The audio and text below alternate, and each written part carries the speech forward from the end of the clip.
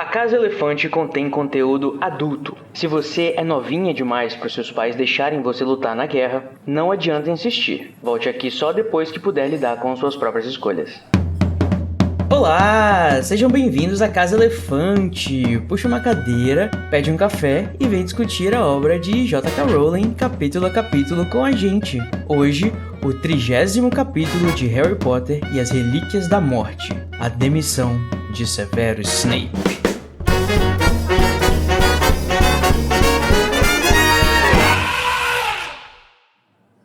Vale lembrar que os nossos episódios sempre levam em consideração os acontecimentos de todas as obras do mundo bruxo que já foram publicadas até hoje. Então, se você não sabe que o Snape não é um covarde, primeiro você lê tudo, depois você lê direito, aí depois você vai se tratar, aí você volta aqui.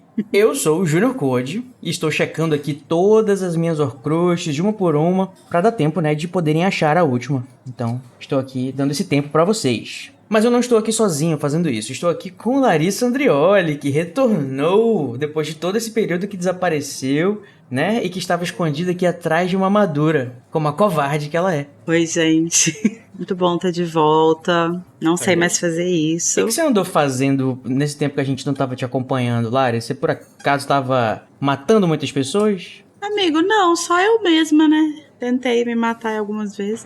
Mas... Soou pior do que eu queria dizer, né? Porque, gente, dizer, pra quem não percebeu, a gente não tá falando da gente, tá? A gente tá falando dos personagens. Assim, né? Alerta de gatilho. Mas é isso. Estou de volta, estou bem.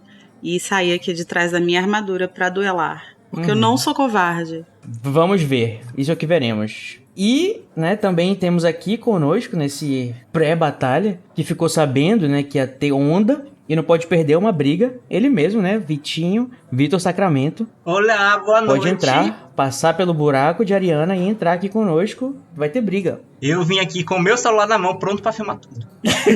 Eu vim aqui pra lutar, né, Não, eu vou filmar enquanto os outros brigam. Eu acho que é importante ter um registro, né? É verdade, Alguém, né? A Tilda morreu, né, com a cobra no cu. Nossa, gente. Então, gente, vocês podem já ter uma noção do nível que vai ser a discussão de hoje. Hogwarts ia ser insuportável com alunos com celular, né? Imagina quantas vezes o Snape ia ser cancelado. Porque o aluno filmou ele tentando envenenar um sapo. Pois não é? Mas eu tenho certeza que ele é o professor que pede os celulares antes de começar as aulas. Nossa, sim. E, né, como vocês podem notar, a baixaria que vai ser isso aqui hoje, né? Hoje nós vamos falar sobre armaduras que sabem mais sobre trabalho em equipe do que metade do corpo docente que briga na frente dos alunos, redenções, será? E aí, claro, testar os limites da ética, né, com o Império ou um Crucio casual, quem nunca? E você, ouvinte, nosso ouvinte fiel, que já está com a gente desde o início, já sabe que você pode se comunicar com a gente, se relacionar com a gente bem gostoso através de todas as nossas redes sociais. Mas o que você talvez não saiba é que as chances estão acabando, você que não fez isso, porque a gente só tem mais este metendo a colher, que é a sua oportunidade de mandar aquele feedback gostoso pela última vez. Conta aí pra gente, Vitinho, como é que nossos ouvintes podem não perder essa oportunidade, né, de colaborar mandando seus feedbacks, suas sugestões pela última vez. Então, se você já está com saudade, como a gente tá também, eu tô com saudade, não sei os meninos. Você pode mandar um e-mail pra gente no acasaelefante@animagos.com.br, ou se você quiser continuar conversando com a gente o tempo todo lá no Telegram, você pode procurar por t.me/o Grupo Elefante. Lá no Telegram vai ter a gente. Aqui na descrição do episódio também tem um link pro servidor Discord, então links temos todos aqui. Basta você procurar e mandar o feedback lá pra gente, que a gente vai ler já na semana que vem. É só mandar o que você quer se expressar, né, usando a tag feedback. E aí você vai ser ouvido por nós e por todo mundo na nossa live de Metendo a Colher. E detalhe, mande só pra falar bem. Se for pra criticar, você guarda em casa. E você pode colaborar com a gente também, né? Também, né? Tá acabando o nosso projeto, mas você ainda tem a chance de mandar, né? De ser o nosso patrão por esses próximos 5, 6 episódios que faltam. Lari, conta pra gente como é que alguém pode ser o nosso senhor. Ninguém pode ser meu senhor. Morte ao senhor. Você pode, primeiro, claro, divulgar a casa para os seus amigos, né? Para ajudar a gente a espalhar o nosso projeto. Mas você também pode apoiar a gente financeiramente no Apoia-se e no Patreon. Os links estão aqui na descrição também, junto com os links das redes sociais. Exatamente. Então, você pode mandar o seu dinheiro, mas, como a Lari falou, infelizmente não vai estar dando para mandar na gente, não.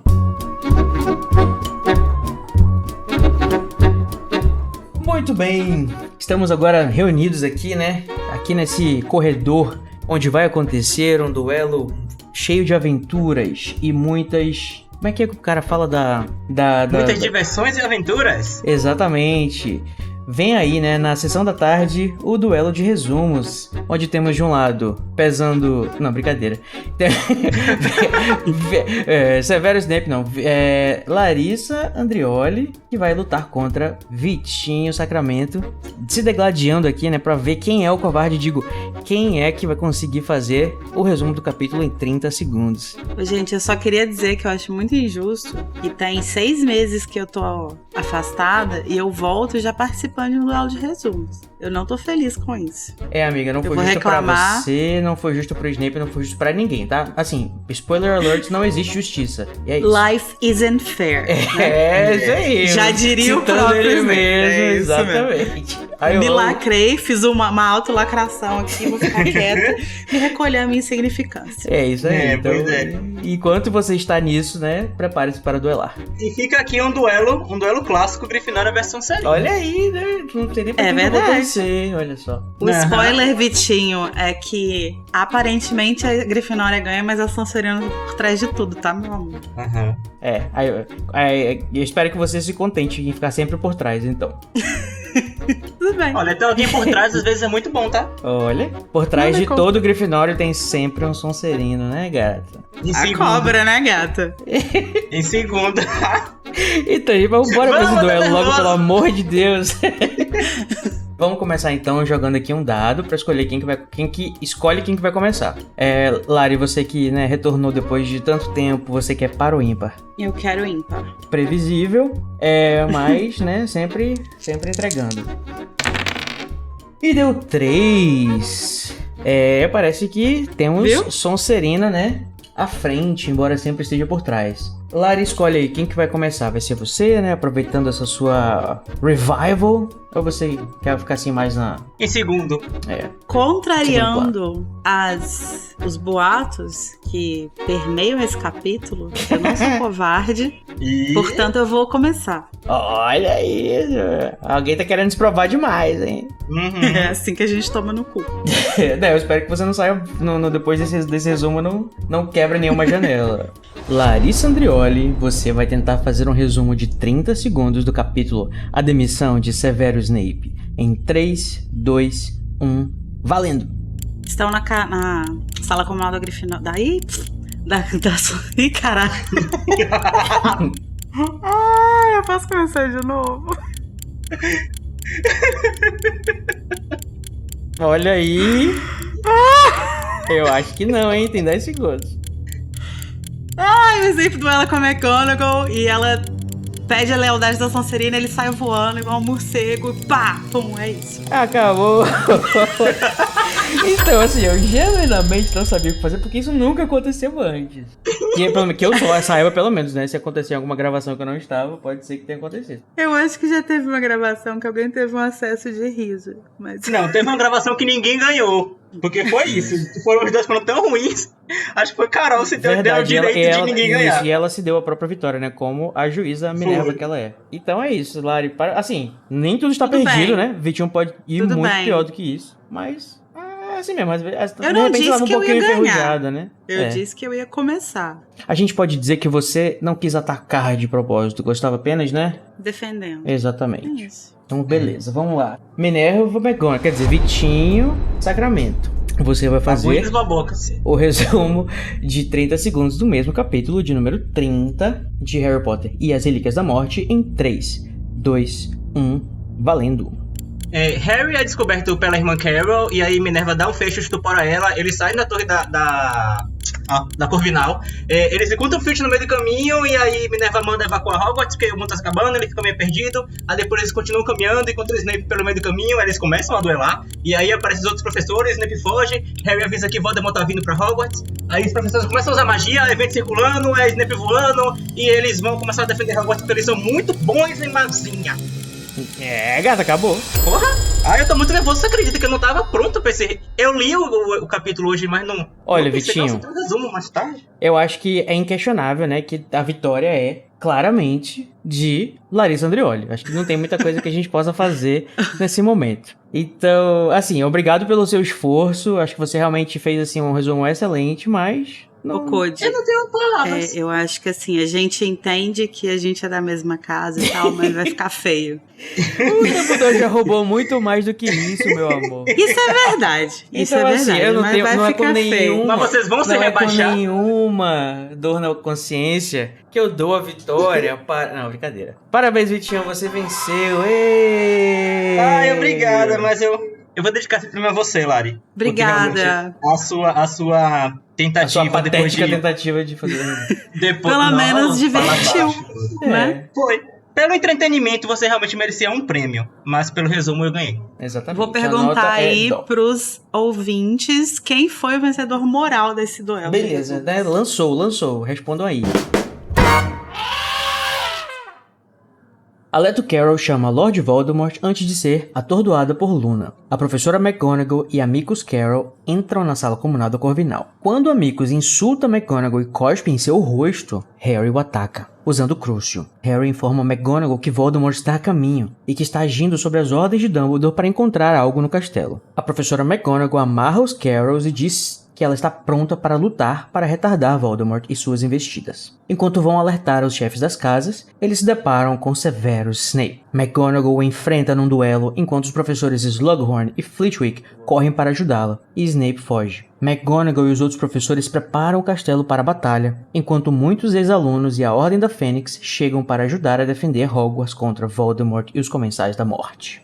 Começou a putaria, caralho. Agora sim a gente tem, né, o nosso terceiro ato desse livro e a porra ficou séria. Depois de uns 4 episódios, a gente dizendo vem aí, veio. Exatamente. Veio. Na realidade, ainda vem, porque a batalha de fato é o próximo capítulo, né? Então... Pelo amor de Deus.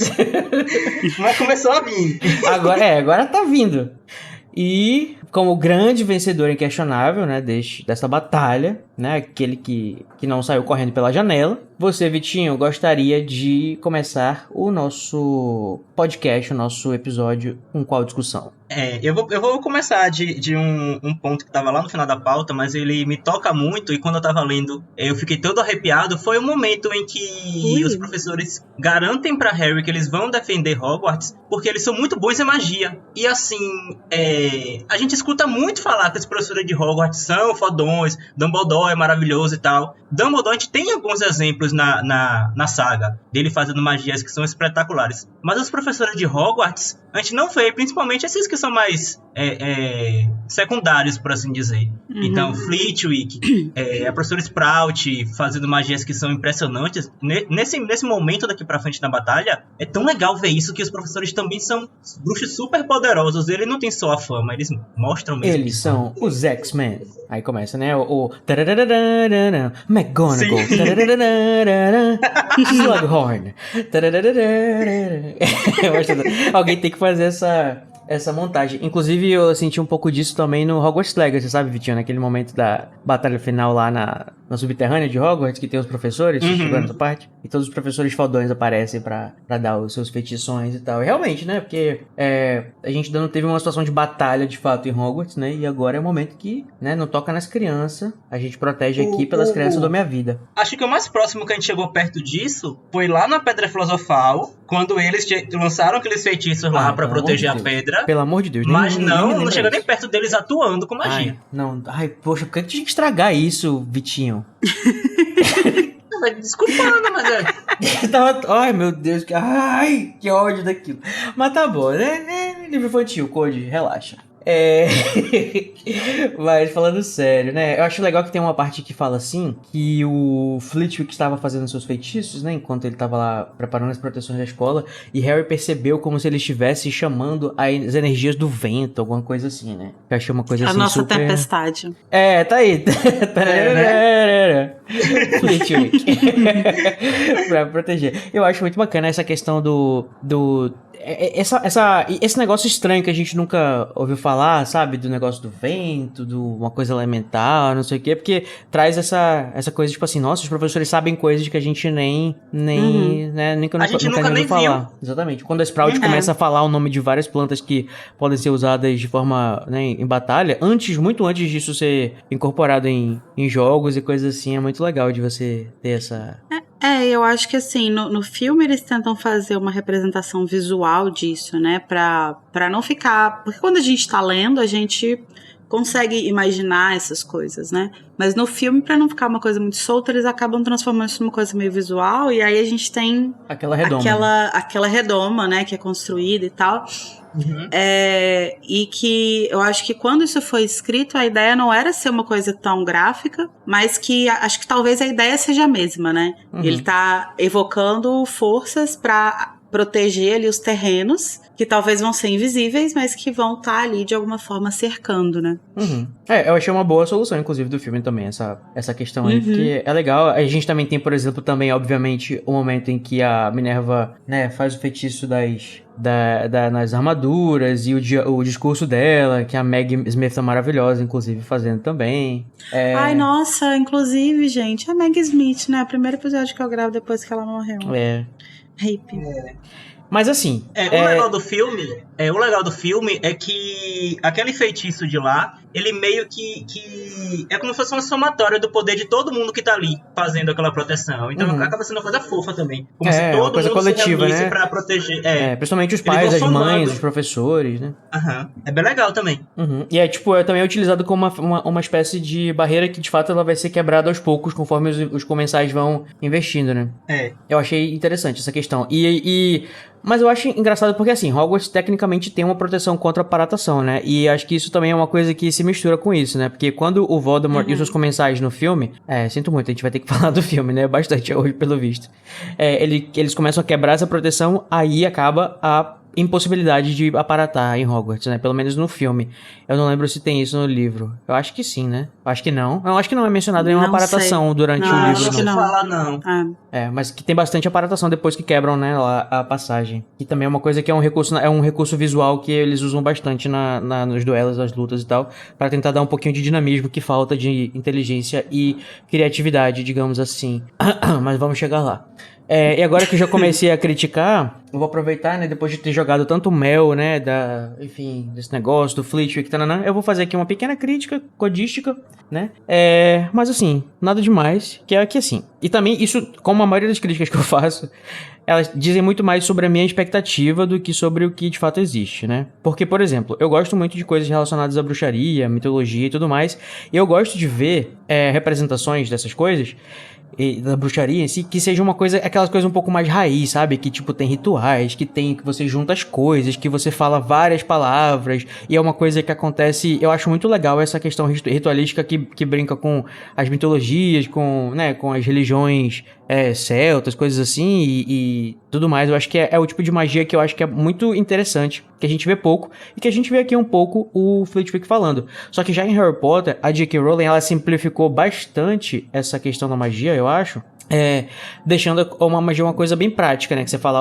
2 palavras e sai o feitiço da ponta de uma varinha, que é relativamente exato, né? Não tem essa questão toda da ritualística, de ter que ser numa lua específica, e é uma coisa que é feita em grupo, que não. Eu acho que é legal esse negócio do vamos dizer assim, da magia raiz. Só que se a J.K. Rowling fizesse isso também, primeiro, ia ficar muito menos prático, né? A questão da magia, que não ia ser tão legal pra, enfim, fins práticos, e também ia ser uma coisa muito mais cancelável, né? Pensando que ela tá escrevendo pra um monte de gente que já tem um preconceito muito grande com bruxaria e coisas do tipo, sabe? Mas às vezes eu me pergunto como é que seria, se não seria interessante também a gente ter...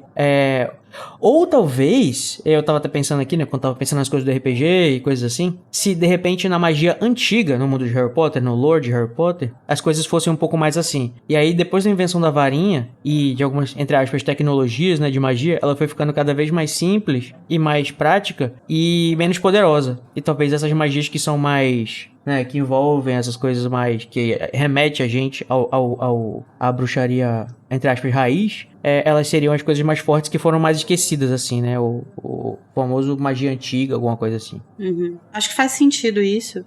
Se a gente voltar lá no 6º livro, quando o Dumbledore tá na caverna com o Harry, né? E aí ele vai... ele detecta traços de magia, tal, passando a mão, não sei o quê. Que é uma coisa mais física mesmo, né? Uhum. É uma coisa mais de entender a magia como... É porque eu acho como que, arte, assim... né? Como arte, craft, né? e como... Isso, como craft, e como uma coisa mais, tipo... você não faz magia só porque você tem uma varinha na sua mão.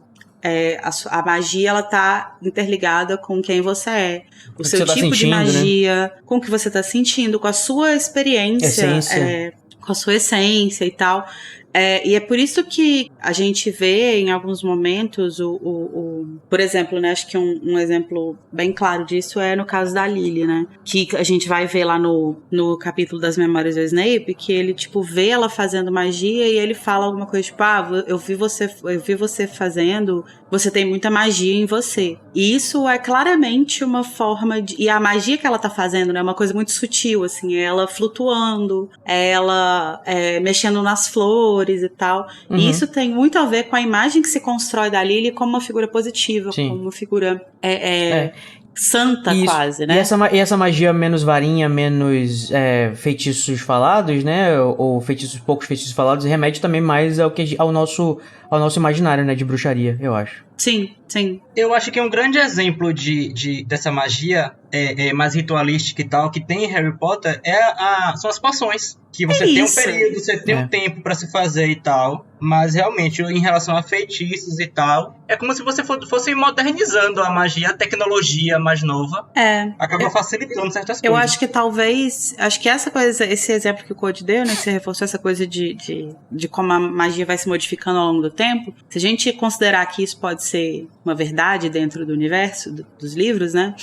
Acho que as poções são, de fato, o ramo que menos se atualizou nisso. Uhum. É o ramo mais raiz mesmo, né? Pode ser.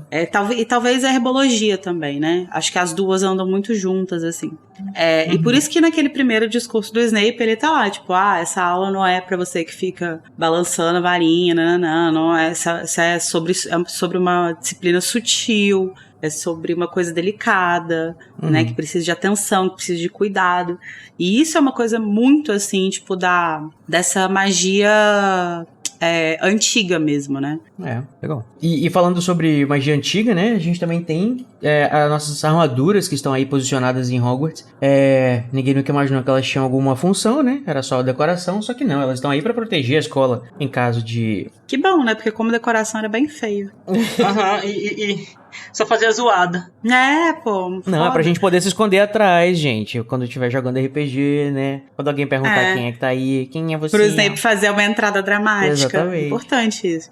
Mas é muito legal essa coisa das armaduras, porque acho que elas evocam também uma certa forma de magia antiga que tem a ver com essa coisa territorial, né? Elas são armaduras que não são armaduras encantadas, elas são armaduras que são magicamente atadas ao castelo. Uhum. Então a Minerva não usa um feitiço para fazê-las ficarem vivas. Ela usa um feitiço pra invocar esse compromisso que elas têm com a defesa do castelo. Uhum. E isso é muito foda, porque mostra como que Hogwarts é realmente quase que uma coisa viva, né? Exatamente, é um personagem, com certeza. Agora que você falou isso, eu fiquei pensando justamente no seguinte. Tudo bem que ela fala o nome do encantamento que é usado, né? Que é um encantamento pequeno, assim, que não é uma coisa que eu imagino que seja uma coisa muito bruxaria raiz, que é o nome do feitiço, né? Que é Pretor Tu Locomotor. Mas o que ela fala depois, que ela fala esse negócio da questão do compromisso que elas têm com a escola, que ela tá falando, pode ser também parte da magia. Ou a gente pode interpretar, né? Mesmo que não esteja, sei lá, não seja explícito, que faz parte da magia colocar essa poesia, essa intenção, né, no que você tá falando pra ela fazer, e isso faz parte e deixa a magia mais interessante, né, do que simplesmente falar pra apontar pra cima, porque eu acho até um pouco pobre, assim, ela, sei lá, levantar a varinha, falar Pretor do Locomotor, e todas as armaduras do castelo, né, se levantam e vão pra lá com ela. Eu acho que talvez esse seja um feitiço que você possa usar de forma livre, assim, né, com outra, pra tornar animadas outras coisas, qualquer coisa inanimada. Esse é o Locomotor. Pretor do Locomotor significa literalmente movimentar as armaduras. Ah, entendi. Mas então, pode ser que seja, tipo, você pode usar isso em qualquer armadura. Só que quando ela faz esse discurso, né, ela evoca isso e transforma numa magia mais complexa mesmo, que tem a ver com, inclusive, as estátuas saberem com quem que elas vão lutar, né? O que elas vão proteger, quem que elas vão atacar. Ela anima as estátuas e as estátuas começam a brigar com qualquer pessoa que tenha na frente. É isso, eu acho que ela, como qualquer exército que você conclama, você tem que dizer a ele o que você tá fazendo. Sim. Então ela meio que chamou as armaduras, ok, agora que vocês acordaram, o nosso inimigo, ele tá em tal posição e o que vocês têm que fazer agora é isso, isso e isso. Ela foi uma muito boa comandante ali de um exército. E essa cena é muito, muito emocionante. Inclusive, eu lembrando aqui da música, né? Que tem... Isso acontece no 7.2? O filme 7.2? Isso. Eu gosto mais do 7.1, mas esse é... Esse é um momento muito bom. O 7.1 é muito incrível. É muito bom. E uma coisa que eu achei interessante também no filme... Esse é um dos pontos altos do 7.2. Com certeza. Que elas não são ocas, né? Elas não têm uma impressão de ser frágeis. No filme eles colocaram como se elas tivessem, tipo, um preenchimento de terra dentro. Tipo, sei lá, o exército terracota, né? Lá da China. E elas não são, tipo, só umas armaduras balagandantes e ocas, né? Que vão... Parece que tem peso mesmo. Tanto é que ela cai no chão assim, dá uma tremida na tela e porque no filme parecem estátuas e não armaduras. Isso. Na realidade eu tava vendo aqui o sentido da palavra Priertotum, né, que é o que ela fala, e na realidade significa pedra, né, pierre de pedra, né, do Pedro, né, da Bíblia. Então daí que vem o nome, então faz até mais sentido que elas fossem estátuas, né, que né, todas as pedras, né, Priertotum, olha aí. Mas talvez seja um feitiço que ela invocou as estátuas, as armaduras, tudo que tinha. Mas o feitiço seja um só, pra tudo que poderia proteger a escola. Pode ser. Né, que... E aí, por um tudo acaso que seja que a gente parte de viu Hogwarts, se mexer. né? O Hogwarts sendo a pedra, né, no caso. Que a Hogwarts se proteja a si mesmo, alguma coisa assim, talvez. Pode ser. Os próprios muros se protegendo, né? Com todos os recursos que tem. Então, já que a gente tá falando de magia, né? E falando justamente dela, né? Da nossa gatinha... A gente viu, né, os filhotinhos da gatinha que foram fazer utilizar seu meio de comunicação, né, eu brinquei que ela era uma boomer, acho que ela até é pré-boomer, não sei nem se existe um nome pra quem é de antes da guerra. Mas acho que quando inventaram isso, o nome já era falecido. Que horror. Mas os bruxos, eles têm, né, um pouquinho mais de vida. Mas enfim, não vamos aqui entrar na idade da Minerva, né, porque o capítulo já está grande o suficiente como é. Assunto sensível.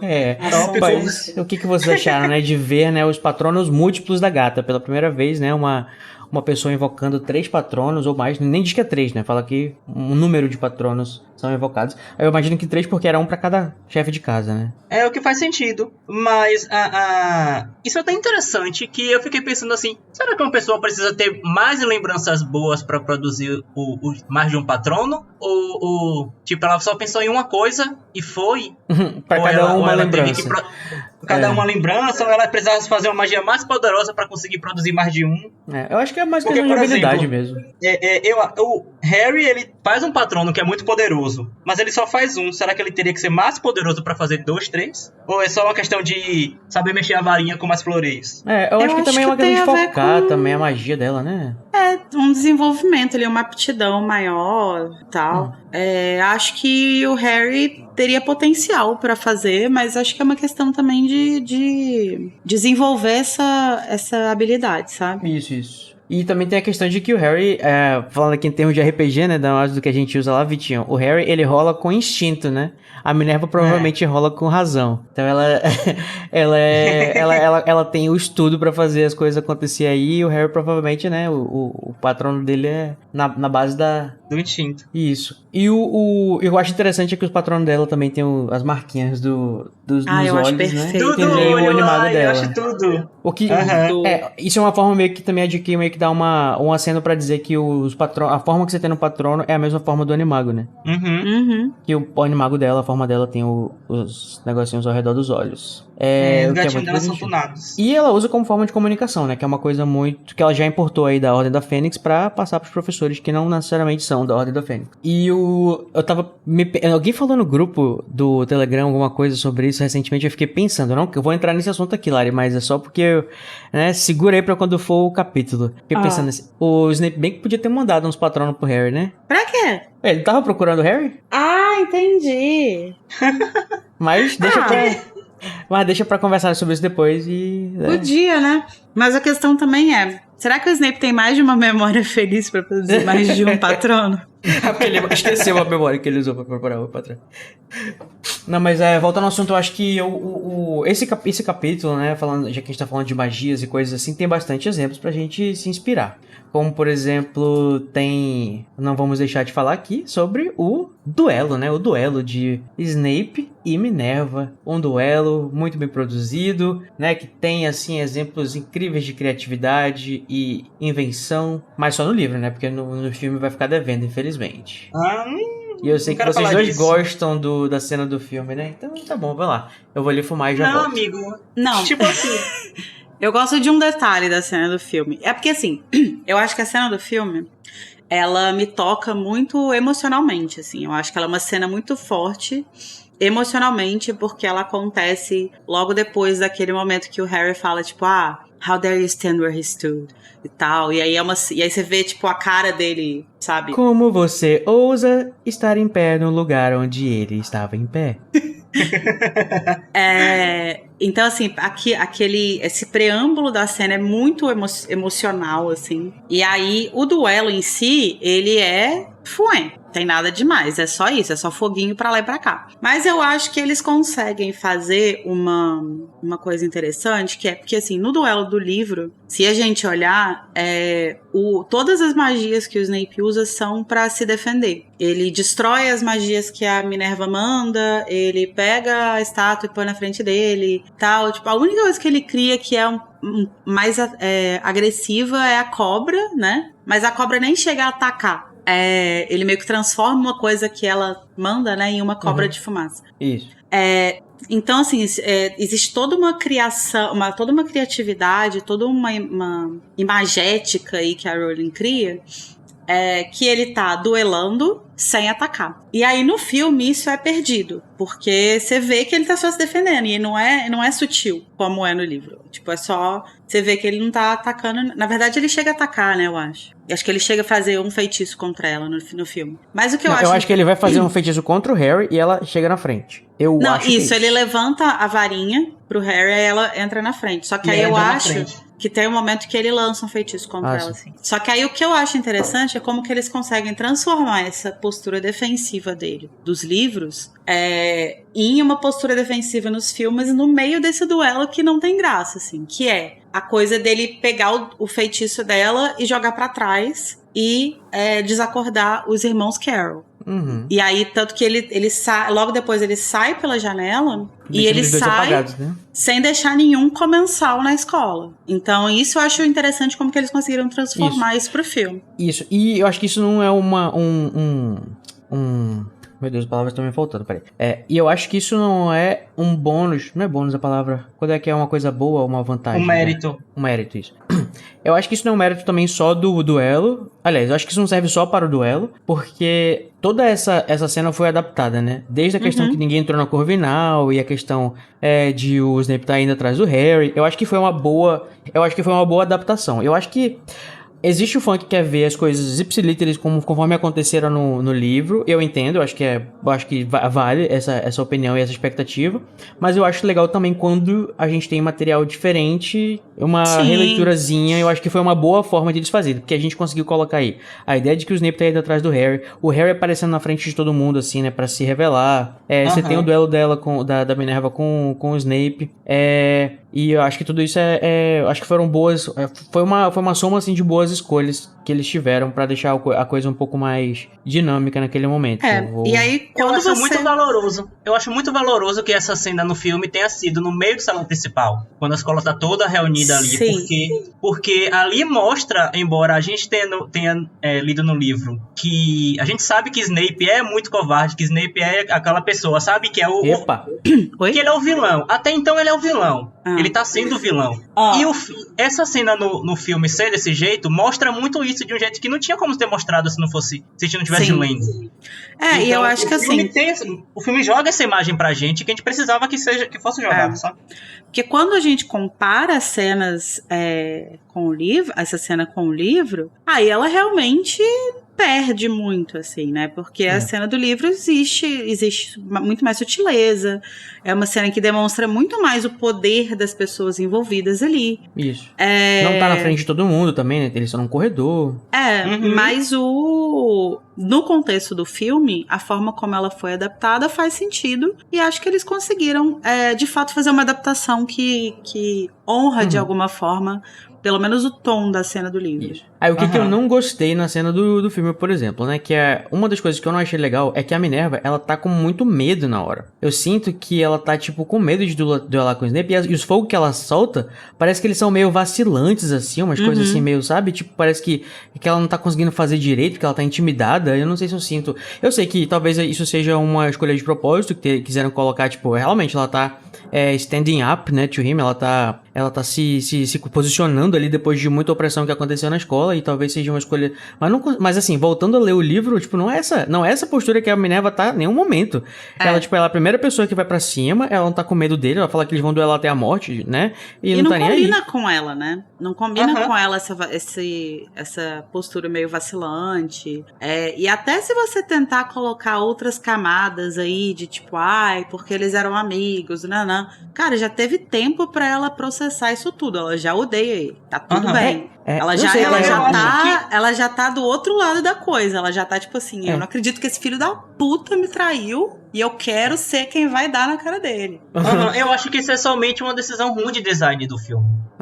Tipo, dá a impressão pra mim, eu não sei se vocês vão concordar comigo, mas dá a impressão pra mim que ela não sabe nem fazer magia que ela tá fazendo direito. Ela dá uma sacudida assim no braço com o negócio. Não sei, muito estranho. Eu acho que porque tipo, foge no filme acho que eles não se preocuparam muito em o que é esse feitiço, qual é o efeito dele. Só disseram assim, vai Meg, começa a sacudir os braços aí e uma hora sai. Então, depois a gente vê o que...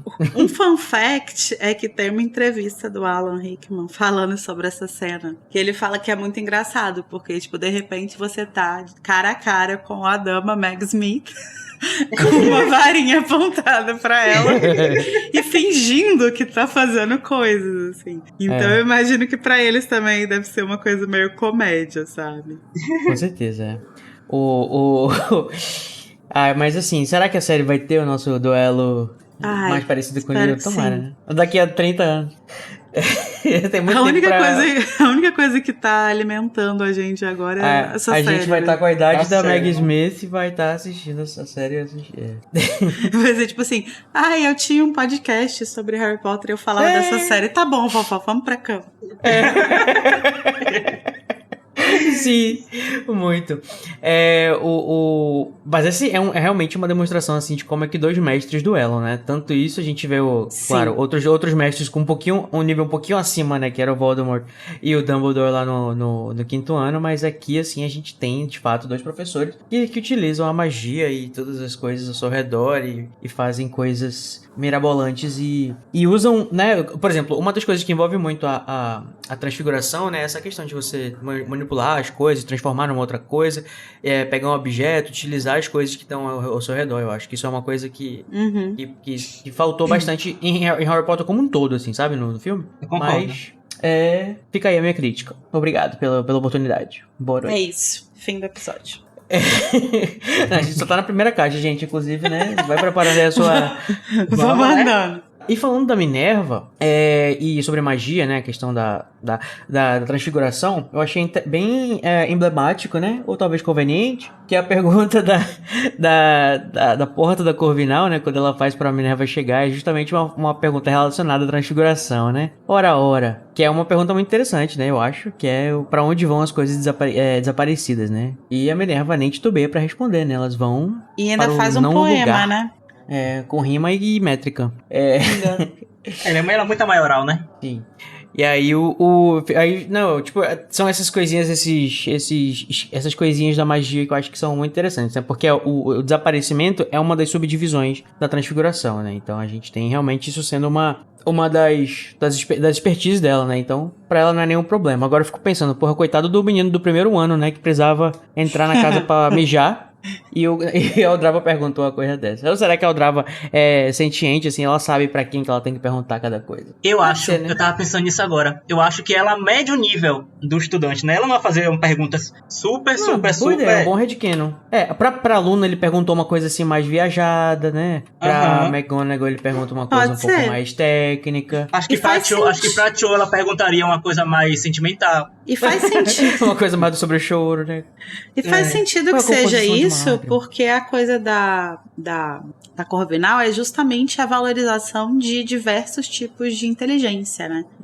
Então, não faz muito sentido você fazer perguntas que exijam muito de um conhecimento que às vezes o aluno não tem, sendo que ele é brilhante em outra coisa ali. Então, acho que pode ter a ver com essa coisa mesmo. E talvez pode ser até uma forma de diversos alunos conseguirem mostrar seu potencial para os outros. Por exemplo, você tá com seu grupinho de alunos, de colegas ali para entrar no salão da casa. E aí você faz uma pergunta, você mostra as coisas que você sabe, e outro colega vai responder outras coisas de outros jeitos. Então meio que isso realmente valoriza conhecimentos diferentes e valoriza você mostrando para todo mundo, não é só você fazendo e sabendo. Você vai mostrar isso para todo mundo. Corvinal melhor casa, né, gente?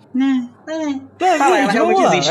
Ela tem um belo salão última que ela comunal. pensou, né? Já tava com muita carreira aí, não sei o que, então já tinha, né? É o creme de la creme, que foi esquecida por muitos anos e apareceu aqui, e apareceu em alto estilo, com seu céu estrelado, com seus livros e sua Aldrava maravilhosa.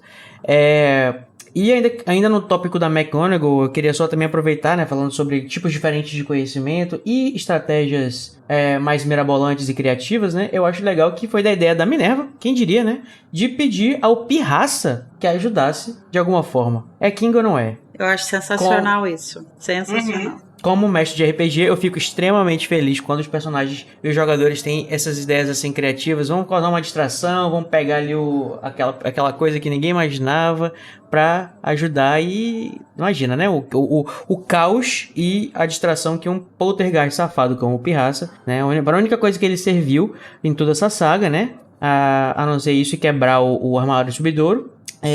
Né, mostrou aí pra que ele veio. Foi pra isso que ele estava aí desde o início. Obrigado, Pirraça. Quem seria Hogwarts sem você? Eu acho esse cameo do Pirraça muito bom. É um cameo.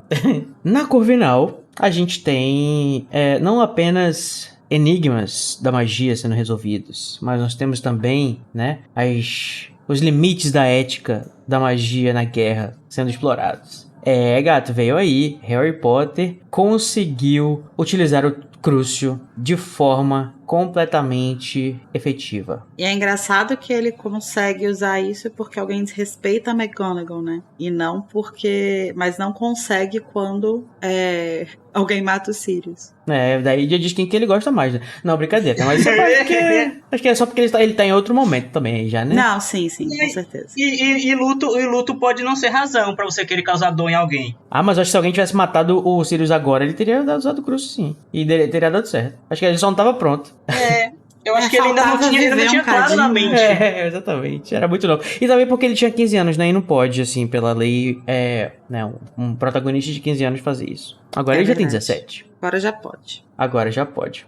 Mas, gente, e aí? Aprovamos o Crucio de Harry? Sim. Eu particularmente... Depende de quem é torturado. Não, mentira.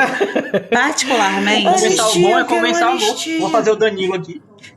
Particularmente, eu acho desproporcional. eu acho meio tipo assim, velho.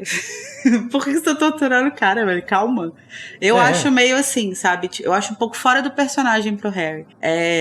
Eu acho que seria super a cara do Harry tirar a capa e meter um soco na cara dele, por exemplo. Mas, enfim. Mas não é, pra mim, não é uma questão moral, assim. É porque eu realmente acho que é um pouco fora do personagem mesmo. Mas tudo bem. Então, no amor e na guerra. É desproporcional, eu concordo. Mas o que eu penso também é que Harry, ele se viu em um contexto de... Por mais que ele não tivesse ali um momento de batalha, uma coisa assim, mas ele caiu em si de que ele tá num contexto de guerra, ele sabe que ele tá se preparando pra uma batalha que vai ser a batalha da vida dele. Ele já sabe, ele tem essa noção. E assim, e agora eu vamos ver pelo vamos ver. O que eu não conseguir, o que não fizer com eles vão fazer com a gente. Então assim, pra essa galera que já tinha esse histórico de tudo que ele tava fazendo em Hogwarts, com os alunos de Hogwarts, então, meu filho, realmente vai sobrar pra você. E ainda juntou com o desrespeito da professora McGonagall, juntou com tudo. Acho que realmente não é o que a gente esperaria de ver dele. Eu acho que, por isso que eu acho desproporcional, porque eu entendo o raciocínio que você tá fazendo e eu concordo, mas eu acho que faria mais sentido se fosse de fato no meio da batalha. Porque então, aí é de fato, pô, você tá ali no vamos ver. Eles não estão na batalha ainda. Ainda existe um espaço pra racionalidade. Feitiço, né? Que o que eu queria falar é o seguinte, são várias coisas aqui que eu vou ver como é que eu vou falar. A primeira é, pensando primeiro do lado de fora da narrativa, tipo assim, por que isso daí tá aí? Muita gente acha que é pra colocar, tipo assim, que a J.K. Rowling está passando pano para a tortura e a gente pode torturar se for o inimigo do mal, tá liberado. Só que eu acho que talvez não seja essa a mensagem. Eu acho, né? Claro que eu não posso bater no martelo que seja isso. Eu acho que tá aí pra gente criticar o Harry também. É claro que sim, isso não é endereçado na narrativa, mas a gente pode fazer essa... E não é necessário, você pode concordar com ele, mas assim, abrir esse espaço, né? Aí, a gente precisa levar em consideração o que isso significa no contexto. Por exemplo, no mundo bruxo, a gente não tem um feitiço que tá socando a pessoa 1, 2, 3, 4, 5 atrás, entendeu? Como a gente provavelmente faria e que seria justificável. Acho que você... Alguém cuspiu na sua mãe, aí você dá um monte de soco na pessoa, ou você dá um feitiço que, sei lá, uma azaração que faz... Enfim, alguma coisa muito bizarra acontecer. O problema é que, tipo, é tortura. Tortura é você... É uma coisa que eu acho estranha, porque tortura é você, tipo, literalmente fazer o corpo da pessoa, né, pegar fogo de um jeito que... acho que é um outro passo além de uma agressão quente. Pra mim é uma coisa um pouco mais fria. Embora ele esteja agindo, obviamente, no calor, e a gente aprendeu que o Crucio tem que ser feito no calor do momento, que é meio estranho. Mas, assim, levando isso em consideração, eu acho que eu acho que é estranho pela natureza, porque é um feitiço de tortura, que é uma coisa que você tá... e também tem a questão, que é isso que eu tava tentando lembrar, por isso que eu tava enrolando, que, assim, existe um pequeno ponto de covardia ali, eu acho. Sim, gente, eu vou dizer que Harry Potter foi um pouquinho covarde nesse momento. É claro que eu acho que o amigo... Plot twist, quem é o verdadeiro covarde desse capítulo? Porque assim, beleza, o Amicus cuspiu na cara da Minerva. E assim, isso é uma coisa, ela é uma senhora e tudo mais, isso é uma coisa inadmissível. E quando a gente tá com o calor do momento, a gente pode fazer coisas que a gente se arrepende. Mas a gente se arrepende. Porque assim, a Minerva não estava em condições de se defender. O Harry estava embaixo da capa da invisibilidade. Ele tipo assim, ele emboscou o cara, né? Tipo, o cara não tava esperando e levou um Crucio. Então assim, eu acho que se a gente for pensar em valor, né, se isso for relevante, que pode até não ser, eu acho que, né, Harry não agiu da forma galante que a Minerva fala pra ele depois.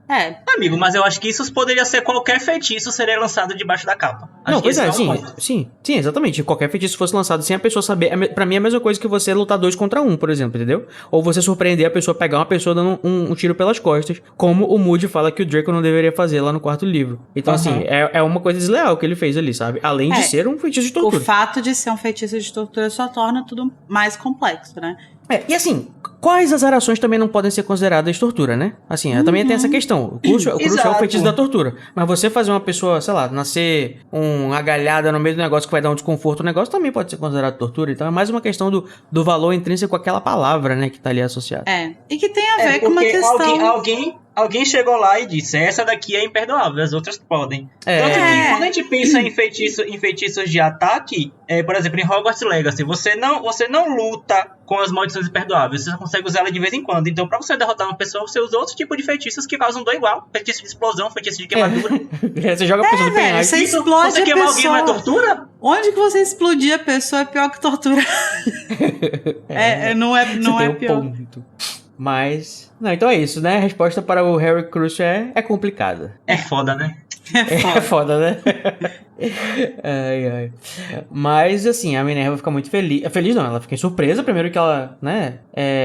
Eu acho que ela nem... Ela sabia que o Harry tava... Eu me perdi um pouco aqui no tempo. Ela sabia que o Harry tava ali ou o Harry se revelou ali pra ela? Foi agora que ele se revelou, né? Ele se revelou. Foi agora que ele se revelou. Do nada o Harry, entre aspas, aparata, né, na frente dela. Porque é como se fosse uma aparatação, você aparece do nada. E aí ela... Menino! Tipo assim, do nada apareceu um moleque aqui, usou Crucio no cara, e é o Harry Potter.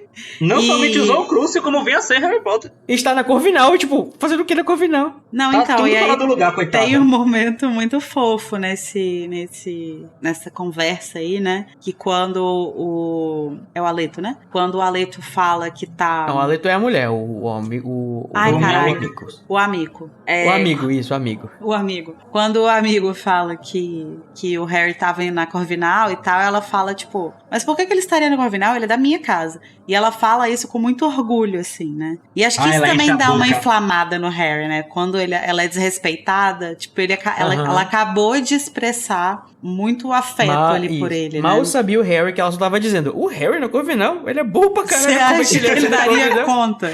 Você acha que esse menino ia conseguir entrar aqui? Tu acha que ele ia conseguir passar por esta porta? Não. Ele é da Grifinória, ele é bom de memorizar uma resposta só por ano. Exatamente. Então, brincadeira. Da Corvinal jamais. Ele sabe um feitiço desde o primeiro ano e é isso. E às vezes esquece. Muito bem. Mas a gente vai ter um momento aí também, né, de continuar nessa discussão da moralidade dos feitiços, né, que é da própria Minerva, né, porque ela vai usar isso, o logo Império. em seguida, né? Logo em seguida, tipo, Harry, isso foi galante, mas Império. Tipo, foda-se. Tipo, é guerra esse caralho, foda-se, proteger as crianças. E nesse caso, eu acho que a Minerva está certíssima, porque, novamente, existe só uma... Eu acho que é claro que, dadas as devidas proporções, como a gente falou, né? Não é porque o Crucio é proibido que ele é pior do que alguns outros feitiços que causam tortura e dor também. Uhum. E o Império é a mesma coisa. Tipo, tem um monte de azaração e coisa que você manipula a cabeça da pessoa. E nesse caso aqui é pra proteger as pessoas e pra tentar resolver, entendeu? Acho que nesse caso tá liberado. Minerva nunca errou. Foi ano passado com sucesso. Foi ano passado. Então as maldições imperdoáveis são apenas um mito, né? Essa questão. Que inclusive já rolou de tudo e... Não, toda vez que alguém falar que uma maldição é imperdoável, a gente pergunta, perdoável por quem? Por quem? Exatamente. Pela sociedade burguesa que escolheu as leis? Que foi anistiada? Gato. Pois é. Que tá pedindo anistia de novo? E sabe quem mais que a gente tem que se preocupar com a moralidade e com a lealdade? Quem? Nós Sonserinos. Aparentemente, Lari, chegou o momento da gente fazer as nossas escolhas. E eu acho esse momento bem complexo, assim, sabe? Porque, sei lá... porque assim, eu acho que uma coisa é a Minerva falar isso pro Slughorn. E falar do lado de quem que você tá. Até porque ele sim é um cara bem covarde, né? Que sempre fugiu da luta e Epa! tal. Brincadeira, ele é mesmo. Mas... A última vez que a gente viu ele tava disfarçado de sofá. Sofá. Mas eu acho que quando ela coloca isso nos alunos, imputa essa escolha aos alunos... Ela tá colocando eles em uma situação muito complicada. Por quê? Beleza, vamos tirar as crianças, né? Aí, tudo bem que 17 anos também ainda é criança, mas enfim. Vamos tirar os menores de idade do cenário e deixar só... tirar os menos piores. E deixar só os alunos do 7º ano. O fato de uma pessoa de 17 anos não querer lutar torna ela traidora? Sim, são os Grifinórios, né? Desculpa aí, Vitinho, mas uma mentalidade muito vocês complicada. São muito... E além disso, tem o fato pode falar, eu vou ficar quieto dessa vez, porque eu já critiquei tanto isso da Sonserina nos últimos episódios que eu participei, que eu vou, vai, Lari, esse é teu momento. E uma coisa que também é complicada é porque, assim, boa parte daqueles alunos tem família que tá do lado dos comensais. E às vezes o aluno não tá. O aluno não acredita no que os pais acreditam. Mas pra demonstrar que ele às vezes o pai tem até o rabo preso, né? Que de repente o cara nem concorda, mas ele tá com o rabo preso. Mas aí pra demonstrar que ele tá do lado certo, entre aspas, ele precisa ir pra uma batalha, pro campo de guerra, às vezes enfrentar família, pessoas que ele conhece há não sei quanto tempo e tal, como Nossa, se isso Lari, fosse de arrasou. fato provar alguma coisa, Você sabe? Algum valor. arrasou tanto Eu acho que que a esse é o Minerva ponto ficou do próprio- rasa depois que Acho que você esse é o ponto, arrasou. Lari, do próprio Draco. Ele tá ali num lugar que ele não quer estar envolvido naquela guerra, mas ele tá por conta dos Aham. pais. E, tipo assim, se ele tivesse em Hogwarts, se ele tivesse do lado de Harry, certamente Malfoy pai e a mãe dele estariam muito mais lençóis por causa disso. Sim. Sim. E aí, Sim, assim, exatamente. a pessoa que é uma criança ainda, né, diga-se de passagem, vamos reforçar isso, precisa carregar nas costas dela não só o peso de demonstrar se ela é de fato uma boa pessoa ou não, nos olhos daquelas outras pessoas ali, como ela pode colocar pessoas que ela ama em perigo. E aí, às vezes, tipo assim, pô, sei lá, eu tô lá, meu pai é comensal. Eu não concordo com o que ele fala, mas eu não quero matar ele, eu não quero que as pessoas matem ele é meu pai ainda, sabe? Então é uma situação muito complicada. Então eu acho que isso aqui, eu entendo também que tem um pouco a ver com o calor do momento, de tipo, a gente tá no vai ou racha.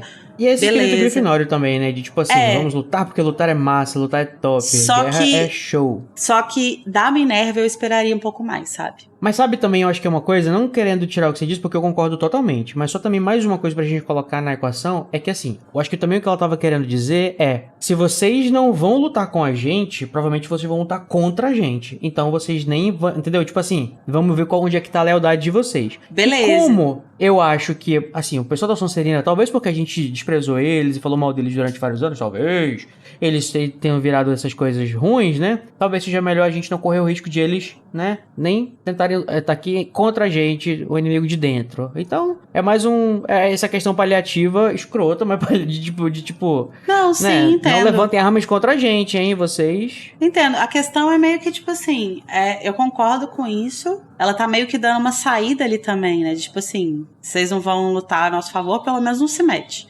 Mas, ao mesmo tempo, o quanto que essas pessoas vão ser vistas como covardes? É, a visão E que logo ela Crianças se de chamou- 17 anos. Crianças Vistas de como 17 covardes porque não querem se meter na guerra. Não, e Olha aí, certamente agora tô tocando na minha houveram- cabeça zombie direto. Zombie. certamente tiveram alunos de 17 anos de outras casas que talvez não quiseram lutar também.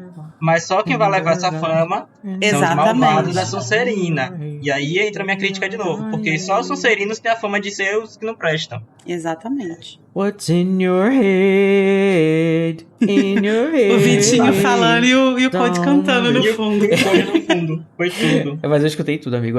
Mas é isso, né? Falando sobre essa questão, porque assim, eu não sei se a gente tá sendo anacrônico ou universico, né? Tipo, de a gente tentar projetar os nossos valores pra o mundo de Harry Potter, que é outro mundo. Porque dessa leitura agora mais adulto, né? Assim, quando eu era mais jovem, eu ficava lendo, não, deixa os meninos lutar. Tem que deixar a Gina lutar. A Gina é boa de luta. E tal, as crianças querem resolver o negócio, os adultos não sei o quê, os adultos ficam impedindo as crianças. Mas hoje eu, né, tendo meus alunos da idade da Gina, do pessoal, eu fico assim, pelo amor de Deus, Lupin, pelo amor de Deus, Fred, a tua irmã tem 16 anos, deixa ela ir pra casa. Entendeu? Tipo, o que vocês estão atiçando a menina pra lutar aí? Vocês estão doidos? Caralho, 16 anos. 16 anos. E eu acho que isso é uma coisa que... Por isso que eu acho tão importante a gente reler a série ao longo dos anos, né? Porque eu acho que todos nós tínhamos essa leitura quando a gente leu a primeira vez, que a gente tinha essa idade mais ou menos, ou pouca diferença ali. A gente entende o que é a questão moral que tá movendo eles, Posta né? aí, né? Mas hoje a gente tem um outro olhar. A gente tem um olhar de pessoas... A gente tem o olhar que o Lupin deveria ter, por exemplo. Né? A gente tem a idade do Lupin. Então... Ui, meu Deus do céu, me senti velha. Não, peraí, amiga, não fala isso de novo alto, não. Então, a gente olha com uma outra perspectiva, né? Que é essa de, tipo, beleza, eu entendo que a pessoa tá ali, quer defender, quer se envolver, mas ela é uma criança. E crianças não têm que estar na guerra em nenhuma situação. Não existe nenhum contexto em que é ok você ter crianças envolvidas na guerra. Isso. Só que assim, quando eu volto a falar sobre aquele negócio de anacronismo e a-universismo, que eu não sei se existe já uma palavra pra isso, é que também o cuidado que talvez a gente tem que ter também sobre falar com isso e projetar esses valores que a gente, né, a duras penas de muita história e muita a gente descobriu, né, talvez não sejam relevantes, e isso, pelo fato disso não ser o senso comum daqueles personagens, a gente não poder talvez julgar eles moralmente pelo que eles não consideram ser uma coisa que não faz é sentido. negativa, Faz sentido. entendeu? Mas, claro, trazendo pra hoje em dia, né? E como eu sou uma pessoa que tem o olhar de hoje em dia, obviamente eu vou olhar pra isso e vou dizer, né? Não, eu acho que isso faz sentido fora de questão. Porque... Tipo assim, primeiro, se eu fosse a senhora Weasley, nem meus filhos mais velhos tava aí, entendeu? Você tem noção do que uma mãe entrar numa guerra, a mãe entrar numa guerra com 6 filhos? Já mandar um filho pra guerra. Eu tô arrepiado falando isso aqui. Você mandar um filho pra guerra já deve ser dolorido. Imagina você ela mandar 6. Não, ela deu sorte de perder só um, né? Pela estatística, ela saiu super por alto. Mas você me colocou pra pensar numa coisa agora, Cody, porque assim, realmente, a gente tá aqui falando, lendo uma história completamente de fora, a gente não tá envolvido naquele contexto. Então, talvez se a gente estivesse vivendo ali, a gente tá se projetando, mas a gente não tá passando por aquilo. Mas talvez se a gente estivesse vivendo naquele contexto de guerra que realmente o mundo está para acabar, em fascismo ou não, a gente talvez pudesse achar, algumas pessoas achariam mais aceitável os menores lutarem na guerra também. Não, eu acho que não existe nenhum contexto em que eu acharia ok eu colocar uma pessoa de 16 anos pra pegar numa arma e lutar. Só que eu Cody. Mas se o Cody isso a gente morasse, aqui que vive no contexto que não. Mas se o Cody morasse no mundo bruxo e não tivesse acesso às discussões que a gente tem e à história que a gente tem, eu acharia. E eu não poderia julgar o Cody por ele não achar. Eu acho que é mais ou menos isso, sabe? Não é tipo eu me colocar do jeito que eu sou no mundo de Harry Potter, mas eu me colocar como o Cody seria no mundo de Harry Potter. É muito difícil essa questão de todas essas questões, né? Por exemplo, que a gente vai julgar outros povos que têm, enfim, comportamentos culturais diferentes dos nossos, ou que tem coisas que a gente considera que são muito retrógradas ou de violações de direitos, coisas assim. É complicado, né? É a palavra de hoje, pelo visto. E eu acho que se a gente olhar mesmo todo o contexto do mundo bruxo, né, até a própria Primeira Guerra, as pessoas já se envolviam desde muito novas, né? E dentro do contexto que a Rowling criou para Harry Potter, né, o fato dela associar o desenvolvimento narrativo a uma escola. Obviamente, as pessoas vão entrar muito jovens nessa luta, né? Ainda que seja ainda uma luta simbólica e tal, mas elas vão se envolver desde muito cedo nisso. Então, de fato, é um contexto muito diferente do que a gente tem. Aí é isso, assim, isso que a gente tá falando é com o nosso olhar. A gente não tem como julgar isso como personagens desse universo. Porque a gente não é personagem desse universo. Tudo que a gente pode oferecer é o nosso olhar, a nossa leitura da situação e essa abertura para talvez fosse diferente se a gente estivesse lá. Mas a gente não tem como afirmar. Então, tudo que a gente pode fazer é, de fato, oferecer a nossa perspectiva, né? Como pessoas que estão completamente fora desse universo. Isso porque dentro daquele contexto, muito provavelmente a gente estaria concordando com eles. Provavelmente. Ainda mais se tivesse sido cria da Grifinória, né? Falando em Grifinória, vamos falar de covardia, Lari? Vamos. Quem é covarde? Vamos lá, Vitinho, vamos fazer aqui um quiz. Quem é o covarde da sala? A pessoa que ataca a outra tendo 5 aliados presentes ou a pessoa que se defende e vai embora, né? Não, estando lutando contra 6 pessoas? Sem atacar ninguém. Responda. Eu vou ficar quieto. Muito bem, resposta certa. Vocês perceberam, vocês estão ouvindo? Perceberam que eu sou minoria? Gato. Pois é, porque por incrível que pareça, aqui eu tô sozinho. Mas assim, eu acho muito estranho que Dona Minerva, que estava tentando fazer adolescente de 17 anos, chamando adolescente de 17 anos de covarde por não querer lutar na guerra, aquele, né, já tá querendo. Foda-se que a gente falou sobre anacronismo. É a pessoa que grita aos 4 ventos que Snape é covarde. Ela que está atacando ele com 4, 5 aliados ali naquele momento. Bom, mas assim, a verdade é que esse cenário não é nada que o Snape não esteja acostumado, né? Lá vem como é que é o rei da coitadolândia, né? O Lorde da coitadolândia. O prefeito. Ele sempre foi tão foda que as pessoas só atacavam ele com 3 ou 4 pessoas, no mínimo. Caralho, então, essa é a cena do Snape mesmo, né? Desde a época dos marotos. Porra, então velho. Até a época das Minervas e professores das casas. E spoiler, ele sempre ganhou de todos. Ele gosta de um gangbang. Ih? Meu Deus. Todo mundo ganging up on him. Não sexualize meu pai. Não, Lari, ainda bem que você pegou, porque em episódios passados tem gente que não tá pegando as gírias, os termos. Olha, se você não sabe o que é gangbang, você pode mandar, né, o seu feedback para o Grupo Elefante. Se você não sabe o que é gangbang, está precisando frequentar certos sites. Se você não sabe o que é gangbang, pergunte para a sua professora de língua portuguesa. Ou de inglesa, né, no caso. De língua inglesa. Assim, no meio da aula você fala assim, teacher, né? What is gangbang? Aí você veja o resultado, veja. De preferência, pergunte isso se você for aluno do Code. E se tiver um professor, pergunte, porque com certeza ele é gay. Gente, vou aproveitar aqui pra dar um ócio do orifício aqui pra vocês. Eu tava um dia desse os alunos estavam fazendo uma prova, e durante as provas de escrita, né, os alunos podem perguntar algumas palavras que eles não sabem, a gente responde. E aí, a gente tava falando sobre, enfim, algumas palavras tipo de phrasal verbs, tipo cheer up, que quer dizer consolar e tal. Aí a aluna queria lembrar, ela perguntou na prova assim, professor, como é que é consolo? Vocês acreditam que teve uma filha da puta na sala que respondeu dildo?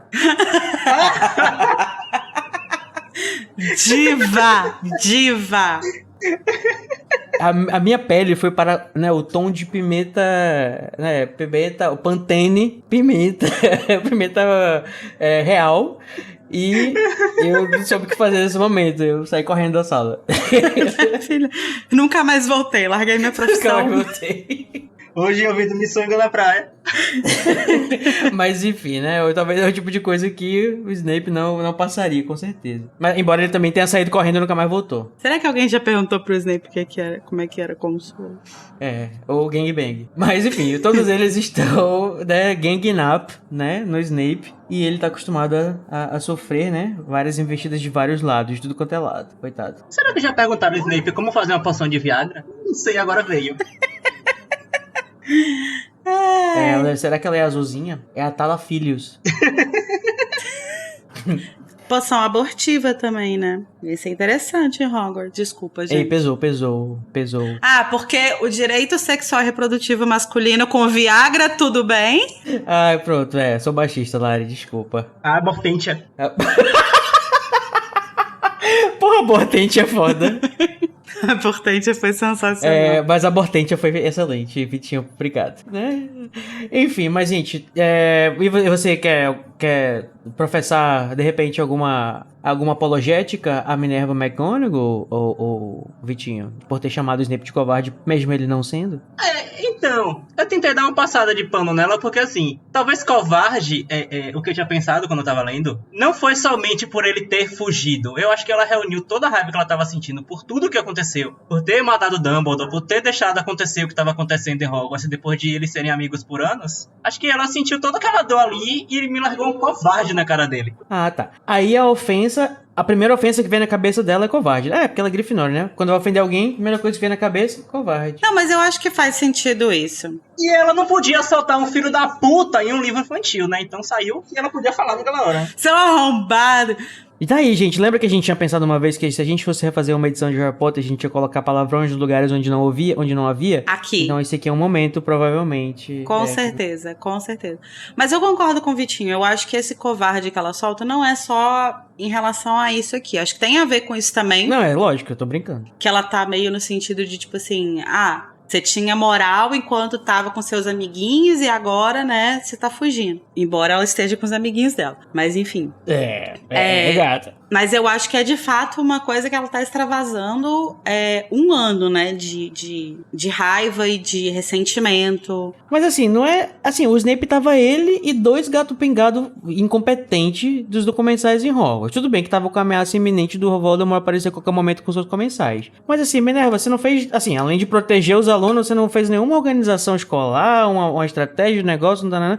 E aí tu quer chamar o cara de covarde, porra? Não, porra, faltava a peça central, que é um adolescente de 17 anos, cara. Precisava disso. Como que eu vou organizar uma resistência sem um menino de 17 anos? Sem uma figura, né? Uma figura política pra ser a cara do negócio. Ninguém se movimenta sem ter uma uma cara. E se ela tivesse feito, o livro ia chamar Minerva McGonagall E as Relíquias da Morte. Né? E os patronos de gatinho. Ai, eu ia amar ler esse livro. É um livro infantil. Rowling, por favor, se você tá ouvindo. Mas eu fiz toda essa brincadeira, lógico que, obviamente, não é esse o ponto da questão da covardia, né? Eu só tô apontando isso como uma brincadeira. Mas só pra trazer essas discussões sobre, né, o que é coragem, o que é covardia. E se Snape realmente, né, o que esse menino tava passando, né? Esse menino, hein? Tadinho. Tadinho, meu bebê. E ele foi embora, voando, e mostrou a todos que ele é um servo de Lord Voldemort, porque voa tal qual o Lord Voldemort. Será? Eu tenho uma teoria, gente. Posso falar da minha teoria agora? Opa, momento teorias da Lari. Vinheta, teorias da Lari. Minha teoria é a seguinte. Toda vez que o Snape é apontado verbalmente como estando envolvido de alguma forma com Artes das Trevas ou com Voldemort e tal, e tipo, que isso é dito de forma explícita, isso tá errado, né? Essa suposição, essa linha de raciocínio tá errada, né? Ah, ele tava tentando matar o Harry. Não, ele tava salvando o Harry. Ah, ele tava fazendo não sei o quê. Não, ele tava fazendo o oposto. Ah, não sei o quê. É sempre assim, todos os livros têm essa quebra de lógica narrativa. Que isso vai acontecendo ao longo dos livros justamente pra reforçar essa ideia de que ele é um personagem complexo, né? De que você não pode bater o martelo na opinião que você tem sobre ele, porque eventualmente alguma coisa pode te surpreender. E isso parece que se desfaz no sexto livro quando ele de fato mata o Dumbledore. Mas que aí a gente vai desconstruir agora no final do livro, né? Então, assim, toda vez que existe uma afirmação muito categórica sobre ele ter feito algo ruim, ter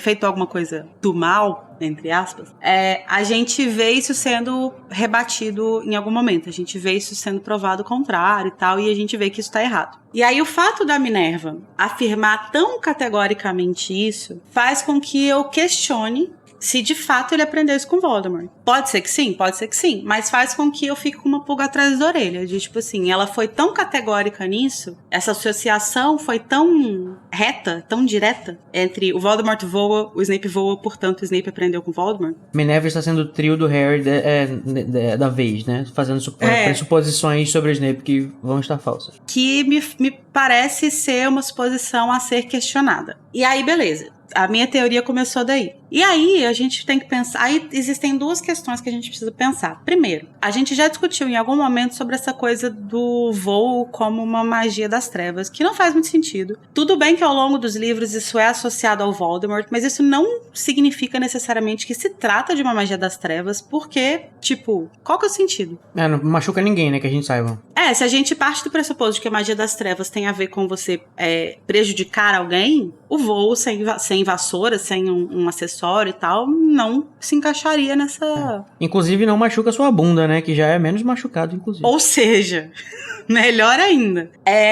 E aí, a segunda coisa que a gente precisa pensar é quem que a gente vê voando na série. Ou será, Lari, que pra você fazer o voo sem a vassoura, você precisa ter um cabo de vassoura enfiado no seu corpo. Ah, tá explicado. E aí você levita justamente através disso. Eu, inclusive... Desculpa, Lari, foi mal. Tudo bem. E a outra coisa que a gente precisa pensar é quem que a gente vê ao longo da série performando essa magia. A gente vê claramente, mais de uma vez, o Voldemort fazendo isso de forma intencional. E a gente vê outras duas pessoas fazendo isso de forma não intencional. A gente vê o Harry, quando ele tá fugindo do Duda, quando ele tá falando sobre coisas estranhas que ele viveu quando ele era criança, né? E ele tava fugindo do Duda... Lá no primeiro livro. E aí ele vai parar em cima do prédio. Isso foi uma magia não intencional. E a gente vê... E ele achava que tinha sido vento. Tá vendo porque ele não é da... Tá vendo porque ele não foi pra Corvinal? Caralho, você falou. E ele achava que tinha sido vento. E a minha janela balançou bizarramente com um vento aqui. Magia antiga, hein? E a outra pessoa que a gente vê fazendo isso também de forma não intencional é a Lily. Justamente na cena que o Snape vê ela. Justamente na cena que ela tá lá brincando no balanço. E aí ela vai até o final lá do balanço, e tá lá em cima, e aí ela desce flutuando. Essas duas são magias não intencionais. Então, assim, de forma intencional, a gente só vê o Voldemort fazendo, de fato. Assim, de certa forma, vamos dizer que a Lily meio que deu uma pequena masterizada nessa questão de como flutuar, né? Ela deu... Sim, ela não era tão não intencional assim. Ela não sabia muito bem como ela estava fazendo, mas ela demonstrava ter um certo domínio. De alguma forma controlou, é. É, e isso me faz pensar o quê? Que como o Snape estava vendo ela e o Snape verbaliza a admiração que ele tem pelo tipo de magia dela, que ele pode ter passado um bom tempo da vida dele tentando entender como que ele faria pra voar, sem nenhuma coisa, entendeu? Uhum. E aí, eu não acho que ele aprendeu com o Voldemort. Eu acho que ele desenvolveu isso sozinho. E ele desenvolveu isso a partir do que ele viu a Lily fazendo. E não a partir do que o Voldemort fez. E ele que ensinou o Voldemort como um presente de lealdade, uma demonstração de lealdade. O grande plot twist. Grande plot twist. O que eu tinha pensado, Lari, eu tinha pensado em uma coisa parecida com isso. Eu tinha imaginado que Snape não tinha aprendido, efetivamente, Voldemort não chegou. Não, meu filho, é aqui que faz. Mas ele viu Voldemort fazendo e conseguiu imitar. Mas agora você já me convenceu, a sua teoria pra mim é canon. Eu gosto também, eu acho interessante, acho legal. Eu acho que seria uma coisa que subverte legal também. Eu achei que ele tinha só imitado. Nossa, aquele cara faz, eu também consigo fazer. Então, eu acho que isso faz sentido também, né? Essa coisa, tipo assim, nos dois casos, né? Seja com a Lily, seja com o Voldemort. Dessa coisa dele, tipo, ver um tipo de magia que ele não sabe fazer, reconhecer que é uma coisa interessante e correr atrás de fazer também, né? E isso, inclusive, é uma coisa que combina com o personagem. Uhum. Mas o que me faz considerar a Lily muito mais do que o Voldemort é justamente essa afirmação da McGonagall, entendeu? De que essa linha de raciocínio que ela faz direta com o Voldemort, ela precisa ser questionada de alguma forma. Pode até ser que ela esteja certa, mas a gente não tem que aceitar ela, tipo, face value, assim. A gente tem que questionar de alguma forma. Adoro epistemologia, isso aí. E falando sobre, né, personagens que não foram para Corvinal, Voldemort também é um personagem que não foi para Corvinal, porque ele, tendo a capacidade de voar, ele escolhe usar a porra do barquinho na caverna, mas enfim, né? Eu tenho um pano pra isso. Tá bom, tinha uma magia que impedia que as pessoas voassem dentro da caverna. Eu acho que tinha a magia do espaço impedia as pessoas de chegarem lá, de algum modo que não fosse o barco. Yeah. Eu acho que faz sentido. Ao mesmo tempo, eu acho que o Voldemort deveria ter eu acho que o espaço deveria reconhecer ele, né? E ele não precisar fazer tudo que uma pessoa faria. Mas existem modos de fazer ele entrar lá sem ser ele. Talvez a magia não reconhecesse uma poção polissuco, ou até ele próprio sendo manipulado por uma maldição Impérios. Eu acho que ele é arrogante o suficiente pra achar que ele jamais conseguiria ser manipulado por uma maldição Impérios. Mas assim, eu gosto muito da teoria de que a maioria daquelas coisas já estava ali antes de ele colocar as coisas lá, então... A gente criou essa teoria e foi muito interessante, né? Eu gostei muito dela. Eu gosto, eu adotei a minha pet. E aproveitando que sobre a caverna rapidinho, né? Embora que a gente esteja mudando um pouquinho de assunto, já que a gente tava falando mais das dinâmicas interpessoais e das éticas dos personagens, só pra dizer que eu acho muito legal essa questão da narrativa de a gente ter, desde o capítulo passado, né, isso que a gente vai chamar nos tropos de cinema e de leitura, que a gente chama de ticking clock scenario, ou, sei lá, cenário situação de relógio tic-tocando. Não sei se existe uma palavra em português pra isso. Enfim, o relógio está correndo, né? Tipo que a gente tem pouco tempo pra conseguir... Contagem regressiva, assim. exatamente. Que é o que o Harry tem que achar. O que é a tiara, a barra... diadema da Corvinal. O que é, onde é que tá, pegar, destruir, antes do Voldemort chegar, enquanto ele tá fazendo todo o seu caminho, né, de Horcrux a Horcrux, né, e é isso que dá tempo de realmente acontecer todos esses preparativos, e isso dá bastante dinamismo pra história, e de vez em quando ela interrompe a narração com esses momentos que o Harry vai passar pela cabeça do Voldemort, e isso dá acho que uma montagem paralela, né, muito, muito legal, muito interessante de ver. E já que eu tava falando da questão de voar e essas brincadeiras que eu faço de questões logísticas, de codísticas, que tipo, eu não lembro muito bem, eu queria até mais perguntar de vocês mesmo, se o Voldemort não precisava de alguém pra beber a poção quando ele, pra poder ver, para poder acessar ou será que dava pra ver que não tinha nada? Ou será que nem tinha mais poção porque ninguém repôs a poção? Qual que vocês acham que é a chave aqui? Eu acho que, se eu não tenho certeza, tá, gente? Não me lembro exatamente disso no 6º livro. Mas eu me lembro que no 6º filme, o Dumbledore, ele passa a mão em cima, assim, da penseira, e aí ele fala, tem uma coisa ali dentro, uma coisa assim. E aí ele deduz que eles precisam tomar ali e tal pra poder chegar. Eu acho que o Voldemort pode ter feito isso, tipo, só coisado ali e viu que não tem nada. Então se tivesse a réplica, provavelmente ele ia achar que a réplica tava salva, né? Mas aí ele ia precisar que alguém bebesse pra ele poder confirmar e buscar e ver se era de fato. Olha aí. Não, é porque se ele não sentiu que a Horcrux tinha saído do lugar, porque eu tenho a sensação de que ele não sente mais as Horcruxes. Não, ele não sente. No livro ele não sente, não. Eu tenho certeza categórica sobre isso. Ele não sabe, ele não sente Horcrux. Isso é uma coisa do filme. Então, se ele fosse lá e encontrasse qualquer coisa debaixo da poção, ele ia dizer, beleza, tá aí. Então ele não ia precisar beber e nem precisar que ninguém bebesse. Eu acho que ele só precisaria de alguém se ele fosse utilizar a Horcrux. Ou se quisesse checar de fato se ele quisesse tirar ela de lá, né? Ou colocar em outro lugar, talvez. Isso. Mas como ele foi lá e se ela tivesse, qualquer objeto tivesse lá dentro da poção, ele ia só voltar pra casa e não, tá de boa. Então, nem vou me estressar com esse negócio de Hogwarts então. Deixa aí, eu tô de boa. Deixa o Harry pra lá. Já pensou? E se Harry... Aí, nesse momento, Voldemort voltou pra casa, colocou uma Netflix, fez uma pipoca e curtiu o resto da sua tarde. E aí subiu os créditos. How the world got no... Já que a gente tá falando de narrativa e as questões mais, vamos dizer assim, exegéticas, metanarrativas, tem algumas coisas que eu acho que é bom, né, dar esse biscoito nesse capítulo, que, né, como é de costume nesse livro, é muito bem escrito, tem momentos muito interessantes e uma montagem, né, não sei se a gente usa, Lari, na edição de livros esse termo também, uma montagem muito, muito primorosa. Você como editora, o que você acha? Cara, eu acho muito interessante, assim, porque ele realmente vai, tipo, alternando, né, coisas assim. Então a gente vai vendo esse cenário do ticking clock, do Voldemort, ao mesmo tempo a gente vai vendo o que está sendo feito enquanto isso.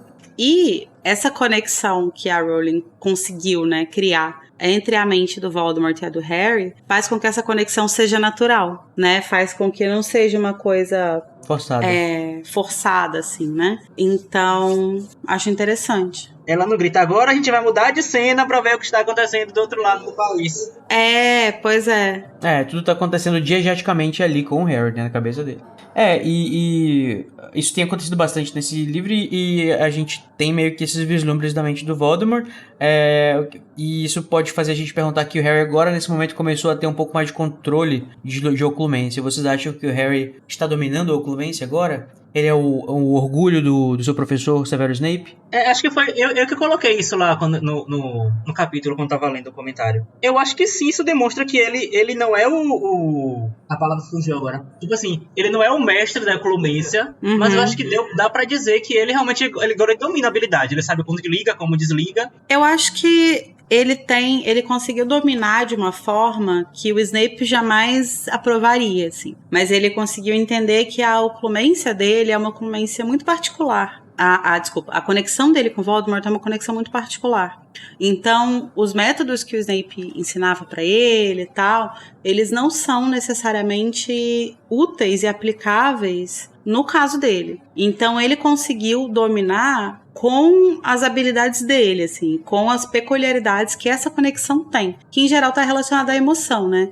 Então, ele percebe que quando o Voldemort tá um pouco mais tenso, ele ou muito feliz, ou muito puto e tal, isso vai tornar ele mais vulnerável. E isso faz com que ele consiga penetrar um pouco mais ali. Então ele consegue dominar algumas ferramentas para conseguir utilizar isso, assim, né? Eu acho que ele não domina a oclumência e a legilimência de forma que ele conseguiria usar em outras pessoas, por exemplo. Eu acho que legilimência o Harry nunca nem chegou nem perto de aprender, quanto mais dominar. No caso, a legilimência que está acontecendo aí é involuntária, né? É por causa da conexão que eles têm. No caso, o Oclumência, ele tá aprendendo e se virando e tal, a fazer. Mas eu acho legal que você falou isso, Lari, porque tem a questão de... Sabe, eu como professor também penso que às vezes a gente ensina algum aluno usando algum tipo de método, né? Aí vai dar tal desse jeito, você vai usar essa fórmula desse jeito aqui, e o aluno vem às vezes e consegue o mesmo resultado de outra coisa que você nem imaginava, assim. Aí tem professor mais conservador que fala assim, não, tem que fazer desse jeito aqui, que é o jeito que é pra fazer. Mas no final das contas, né, o resultado, o resultado é o que importa. E eu acho também que a gente chama a gente fala oclumência, mas teoricamente é porque a gente não tem outro nome pra dar para o que Harry faz com essa conexão que Harry tem. Porque assim, Voldemort ele não está tentando efetivamente entrar na mente de Harry, nem ao contrário. Ele não lança um feitiço tentando entrar na mente. Então meio que ele tá assim, eu vou desligar esse rádio que tem uma frequência invadindo a minha cabeça. Então assim, oclumência exatamente como Snape ensina Harry a fazer, porque não funciona porque não é aquilo. Mas era pra isso também, a oclumência.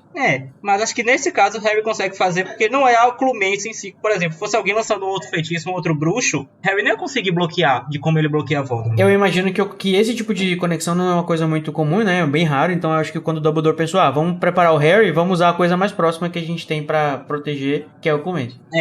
Isso aí. E o Harry... Mas assim, né? Que legal, que bom que o menino Harry, assim, consegue saber a que distância, quantos metros de distância, né, o GPS do Voldemort está, pelo menos.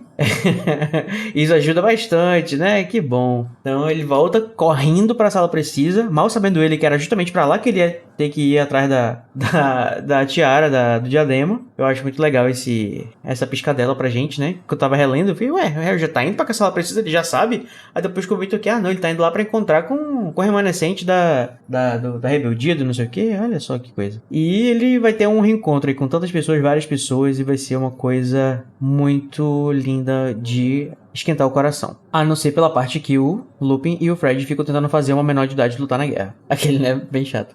Brincadeira. Deixa a menina lutar. Ela quer lutar, ela é dona do direito dela, ela que manda e não precisa dar satisfação pra ninguém. Meu corpo, minhas guerras. Né?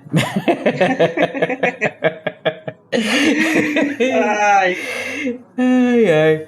E falando sobre essa questão do Ticking Clock e da Corvinal, eu achei legal também que a J.K. fez questão de colocar aqui em algum momento rapidinho que fosse o Amico, né, dizendo que o Voldemort teria avisado eles que o Harry iria tentar chegar perto da Corvinal. O que, tipo, meio que confirma pro Harry, né, que escuta isso sem saber que tá sendo... Que sabem que ele tá escutando, que ele tá no caminho certo, né? Opa, realmente tem alguma coisa da Corvinal. E isso já meio que ajuda bastante ele a definir o que ele precisa pra finalizar a sua missão. Vocês perceberam também essa piscadela? Não, eu não me lembro de ter prestado atenção nisso, não, quando eu tava lendo. Pelo menos da primeira vez. Quando eu tiver relendo, eu tiver pegando mais coisas, né? Mas acho que da primeira vez eu não... Acho que eu não captei, né? É que eu imagino o Harry escutando isso e falando assim... o Voldemort falou que tava na Corvinal, então. Então é isso aí. Então estou no caminho certo. Eu não sei se o Harry teria essa perspicácia. Né? Verdade, eu vou ter que estar concordando. Mas vamos dar o benefício da dúvida. Vamos dar pra esse menino, né? Ele já está conseguindo ligar e desligar a oclumência dele, né? Logo ele aprende também mais um feitiço. E, falando em aprender, né? Vamos dar aqui, né, nossas mãos e agradecer a nossa professora de língua portuguesa que nos ensina várias palavras, né, que a gente jamais sonharia em aprender, né? Ela mesma que consegue colocar a palavra trapeira velha e pô na mesma frase. Ela mesma. Arre, sobrenome Lia. Rainha. Né? Vamos pulular de alegria. Vamos pulular de alegria. Tem pulular, verdade, palavras que eu aprendi com esse capítulo. Novo quadro que isso vai durar 6 capítulos. O que aprendi com o Lia Wyler neste capítulo de Harry Potter? Eu literalmente aprendi a palavra pulular com a Lia no segundo livro. Porque fala, quando o Harry tá na floresta, fala que ela tava pululando de aranhas. E eu li aquilo e falei, que porra é essa? Eu tinha, sei lá, 11 anos, né? Aí eu fui caçar e aí eu descobri que era pulular. Então eu realmente aprendi essa palavra com a Lia. ela facilitou a minha faculdade de letras, onde eu aprendi todas as outras palavras. Olha aí. Uma palavra de cada vez, né? As dessa vez foram uma palavra interessantíssima que é tartamundeando. Que eu acho que... Eu não acredito que a Lia soubesse essa palavra. Ela teve que descobrir de alguma forma. Como uma pessoa tem isso no seu idioleto, gente? O que seria tartamundear, né? É quando o nosso caricato Jim Parsons, não. Qual é o nome dele? O cara que faz o Slughorn. É Jim alguma coisa, não é? Enfim, aquele querido que faz o Slughorn, ele fica fazendo assim, tipo... tipo, depois de ter levado um fecho, né? Isso, quando você quiser saber, em português, né? O nome é tartamundear. É tipo gaguejar, né? É tipo uma gaguejada quando você não... antes de você começar a falar, né? Depois que você foi... Levou um lacre. Lacrado. Depois foi lacrado. A gagueira pós-lacração. Enfim, mas é aí, né, gente? Eu sigo, assim, com essa passiva-agressividade em relação a Lia, porque eu amo e odeio essa questão de ter palavras muito diferentes, porque eu acho que a narração, a prosa da J.K. Rowling não tem esses floreios, sabe? Eu acho que é uma coisa que ela, tipo, não segue a tradução pela sua essência nesse sentido. Mas a gente aprende alguma coisa e é bom. Mas o que isso me irrita necessariamente mesmo é nas falas. Eu acho que, assim, se deixasse só a prosa da narração, essas coisas aí, bacana. Mas as falas da Lia são muito, muito, muito horríveis, cara. Eu acho muito fora de qualquer coisa. Parece filme dublado, até pior do que filme dublado. Eu acho que falta uma localização, né? Tipo, falta uma adaptação, assim, Principalmente quando são crianças falando, sabe? Ou adolescente. Ela traduziu bem, mas ela esqueceu o público-alvo. Mas eu acho que deve ser a escola. Eu acho que pode ser duas coisas. Pode ser a escola dela, ou pode ser a encomenda. A encomenda foi assim, tipo, né? Traduz as coisas ao maior pé da letra possível, né? Sem fazer essa relocação. Pode ser que tenha sido o caso. E também, pra terminar num bom tom, né? Nesse momento do nosso Arrelia, eu acho que é bom falar sobre as coisas que ela faz melhor. Que não tem nenhum exemplo específico nesse capítulo, mas acho que supera todas as coisas ruins. Eu achei que você ia falar que não tem nenhuma. Vamos criticar, mas vamos passar um pano aqui, só pra ela não puxar o seu pé mais tarde. Não. Né, depois de eu morder muito, eu vou assoprar assim de leve. Que né, os termos que ela criou novos são, assim, não tem praticamente nenhum que seja ruim. Ela é muito boa de fazer neologismos e inventar, né, alternativas em português para os termos novos do mundo bruxo. Eu adoro. Estarei concordando. Mas, né, vamos trocar só as falas. E falando em tradução, só pra acabar também, né, só pra mencionar aqui o nerd da etimologia, eu gosto muito de mitologia grega e de etimologia, né, então esse é o momento Fun with Flags versão etimologia, né. Sim, infelizmente eu gostava de Big Bang Theory, mas eu só assisti até onde deu pra assistir.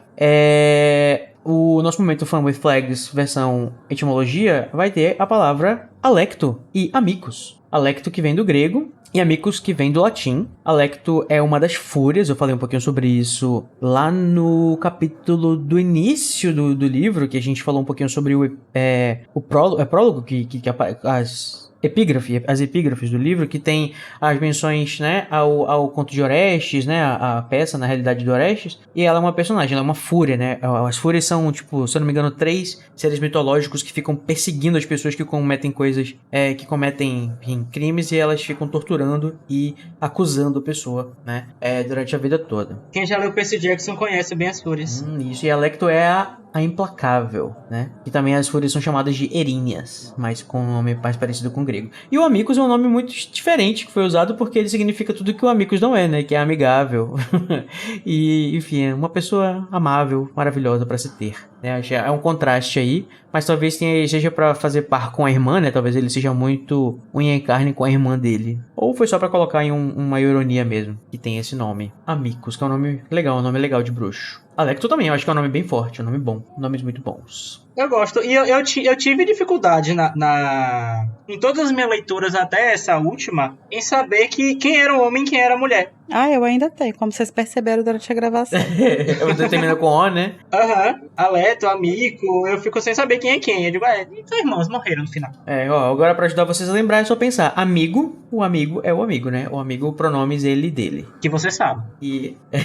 Exatamente. Então você que está nos escutando, né? Esse é um ultimato, né? Se você resolver não batalhar contra, né, a não divulgação desse podcast, você é um covarde. Você, não importa a sua idade, né? Você está sendo convocado para servir né, a nossa batalha, que é levar a Casa Elefante para o mundo afora. Então, por favor, galera, comenta aí pra dar aquela moral, comenta nas redes sociais, manda seus comentários e não se esqueçam, né, que a gente tem, né, agora que você mandar o seu comentário vai ser a última vez que ele vai aparecer no Metendo a Colher. É claro que o podcast vai continuar disponível para sempre, mas os comentários que forem deixados, né, vão ficar aí no limbo do esquecimento. Você não quer isso, você quer, né, ser lido. E você pode fazer isso através das nossas redes sociais que foram mencionadas, estão aqui nas descrições. E você pode comentar sobre tudo que já aconteceu, seja esses últimos capítulos que a gente comentou, pode ser coisa lá de trás também, pode ser lá da Pedra Secreta, na Câmara da Morte, todos os livros que já existem do Harry Potter. Essa é a sua última chance. Avisei, está avisado. Nos vemos nos comentários. Vocês não viram, mas nessa chamada a Code tocou na marca negra dele, e vocês vão ter que responder. Nem te conto onde é que fica a minha marca negra, amigo. Meu Deus. Mas você falou sobre chamado e apertar a marca negra e tal. Eu lembrei de um detalhe que a gente não mencionou ainda. É que quando a Miko tá lá discutindo com a Leto sobre chama ou não chama Voldemort? Quando começar o A, está conversando com começar o B? Os irmãos estão lá batendo papo, conversando. Chama ou não chama Malfoy? Alguém pergunta assim, você quer acabar que nem os Malfoy? Aí fica assim, nossa, mas pensa no nome que foi tirado dessa merda. Isso é uma frase que vale patrona, hein? Ou pelo menos uma menção honrosa. Não, ela merece mesmo. Porque o que era... Quando a gente para pra pensar no começo da saga, quem eram os Malfoy, né? Eram aquela família que tinha um nome, que era poderosa e etc, etc. Verdade. E agora eles são desse pessoal aí, os Malfoy, que acabar que não é Malfoy. É pior do que o cocô do cavalo do bandido, né? Ficaram completamente desmoralizados. E eu acho que isso também tem a ver com o fato de que, assim, os Malfoy deram muita mole porque eles deixaram o Harry escapar. Ele tá querendo dizer, você quer ficar que nem os Malfoy e deixar o Harry escapar também? Você viu o que o Voldemort fez na casa deles. Imagina o que ele vai fazer com a gente. Tanto é que ele tá desesperado, ele tá arranhando. É um paralelo muito, muito direto, assim, né? Ele tá arranhando a porta que nem um cachorro desesperado. Ele tá atacando feitiços na Goldrava. Esse brutamonte ridículo que não sabe fazer não sabe responder uma pergunta. E ele tá, né, fazendo essa... ele tá realmente com medo pela sua vida, né, nesse momento. Eu tinha até inicialmente pensado que ele era uma... E assim, querendo ou não, novamente, Code, livro infantil realmente vai ter caricaturas.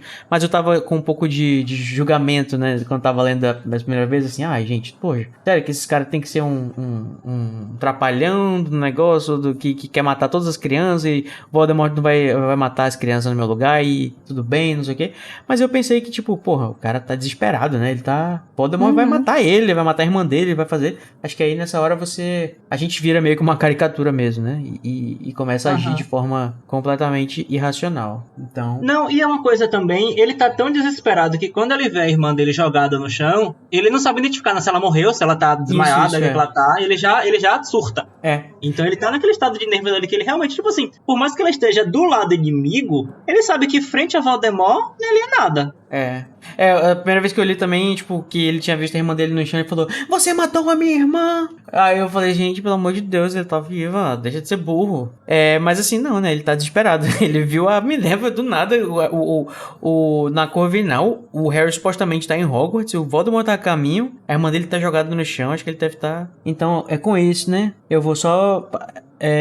assim, eu tô um pouquinho triste de ter passado um pano pro Amicus Carol, né, mas... Foda, né, amigo? Às vezes acontece. É isso que eu ia falar agora. Estamos empatizando com o mensal. Eu vou ter que passar pano daqui a pouco pra uma pessoa que tem muito mais haters, então deixa pra lá. Pois é, né? Pessoas são cinza. Elas são. Às vezes malhadas também, né? Vamos agora para o nosso momento, né? Já que de conclusão do capítulo, em que a gente vai lembrar das coisas, nosso saldo positivo e negativo desse capítulo, as coisas boas, as coisas ruins, as coisas cinzas. Então vamos começar tirando logo da frente, né? Tudo que não presta. A gente vai descarregar, né? Fazer um Crucio, seguido de um Império, e depois um... Avada Kedavra!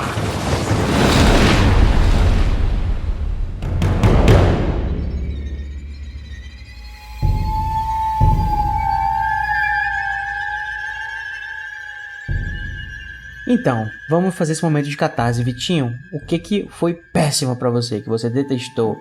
Foi o ó.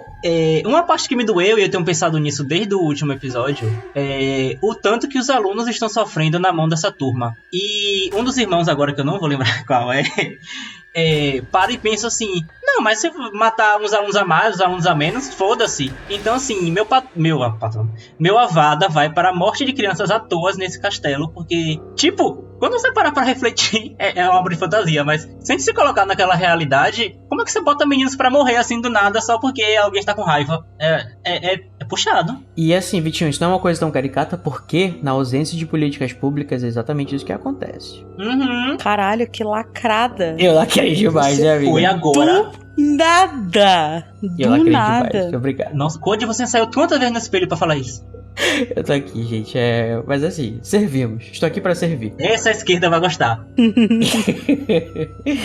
Ai, mas é sério isso, gente, tô brincando. Não, mas mas tá certíssimo. É meio vilão, assim, né? Mas a gente gosta, né? De uma diversão, de um vilão bobão e mauzão. E isso não tá muito longe da realidade também. Acho que pessoas da laia dele fariam isso mesmo, normalmente. Uhum. E fazem, né? E fazem. Não, se a gente parar pra pensar assim, vamos matar os jovens, vamos acabar com as minorias desse lugar. Vamos tirar daqui, vamos excluir da convivência uma morte ficta. Então, é meio parecido e continua sendo bem complicado. Mas vamos voltar pra fantasia, né? Porque tá pesando demais. Aquele né, que começou o assunto.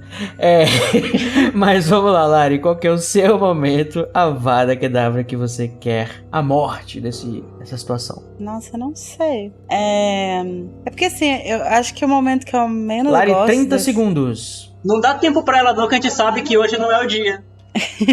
Eu acho que o momento que eu menos gosto desse capítulo é justamente toda a coisa ali do Snape como covarde e tal. Só que isso vai ser resolvido tão em breve que nem é um incômodo guardado, assim, né? Mais, sabe? O que é dele está guardadíssimo. Então eu vou colocar como patrono, como Avada, esse duelo, mas não pelo duelo em si, entre a McGonagall e o Snape, mas pelo que ele significa, assim, sabe? Para os personagens e para como que duas pessoas que são tão diferentes e ao longo dos anos aprenderam tanto a se respeitar, nesse momento são colocadas dessa forma uma contra a outra. E eu fico pensando muito assim, né? A gente falou sobre como que a Minerva tá extravasando ali, né? Esse acumulado de sentimentos dela em relação ao Snape, mas ele não tá conseguindo extravasar, né? Ele não pode extravasar o que ele tá sentindo. Então, me dói muito imaginar o que tava passando na cabeça dele nesse momento, sabe?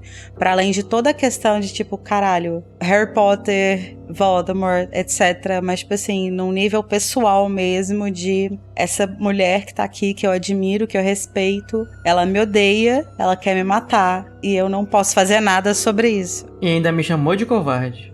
E eu não posso fazer nada sobre isso, a não ser me defender e sair daqui. Pois não é, cara.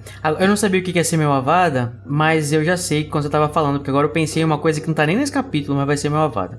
Que eu fiquei pensando, cara, se eu fosse a Minerva, eu ia ficar muito puto com o Dumbledore, velho. Quando eu entrasse na sala dele, visse aquele quadro dele, ia falar: olha aqui, sua filha de uma puta, sua gay vagabunda. Como é que tu me deixa no escuro o ano todinho, caralho? Você podia ter me falado qualquer coisa que fosse, mas você me fez de otária. Gente, ela é totalmente clueless na situação, sabe? Ela teve que proteger a escola toda ali, sem saber de nada. E, tipo, não sabia nem que o Harry ia aparecer. Gente, ela tá, tipo, completamente desmoralizada. Esse é o meu patrono, pro Dumbledore, que nem é mencionado nesse capítulo. Ai, um beijo pro Dumbledore, né? Que trabalha certo por linhas mortas.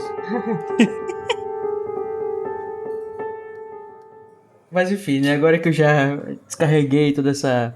né? Já passou essa raiva. A gente vai lembrar as coisas boas, as coisas, né? Que nos preenchem muito pra gente poder produzir não apenas mas 3 patronos maravilhosos. Então, todos juntos, vamos soltar um... Expecto Patronum!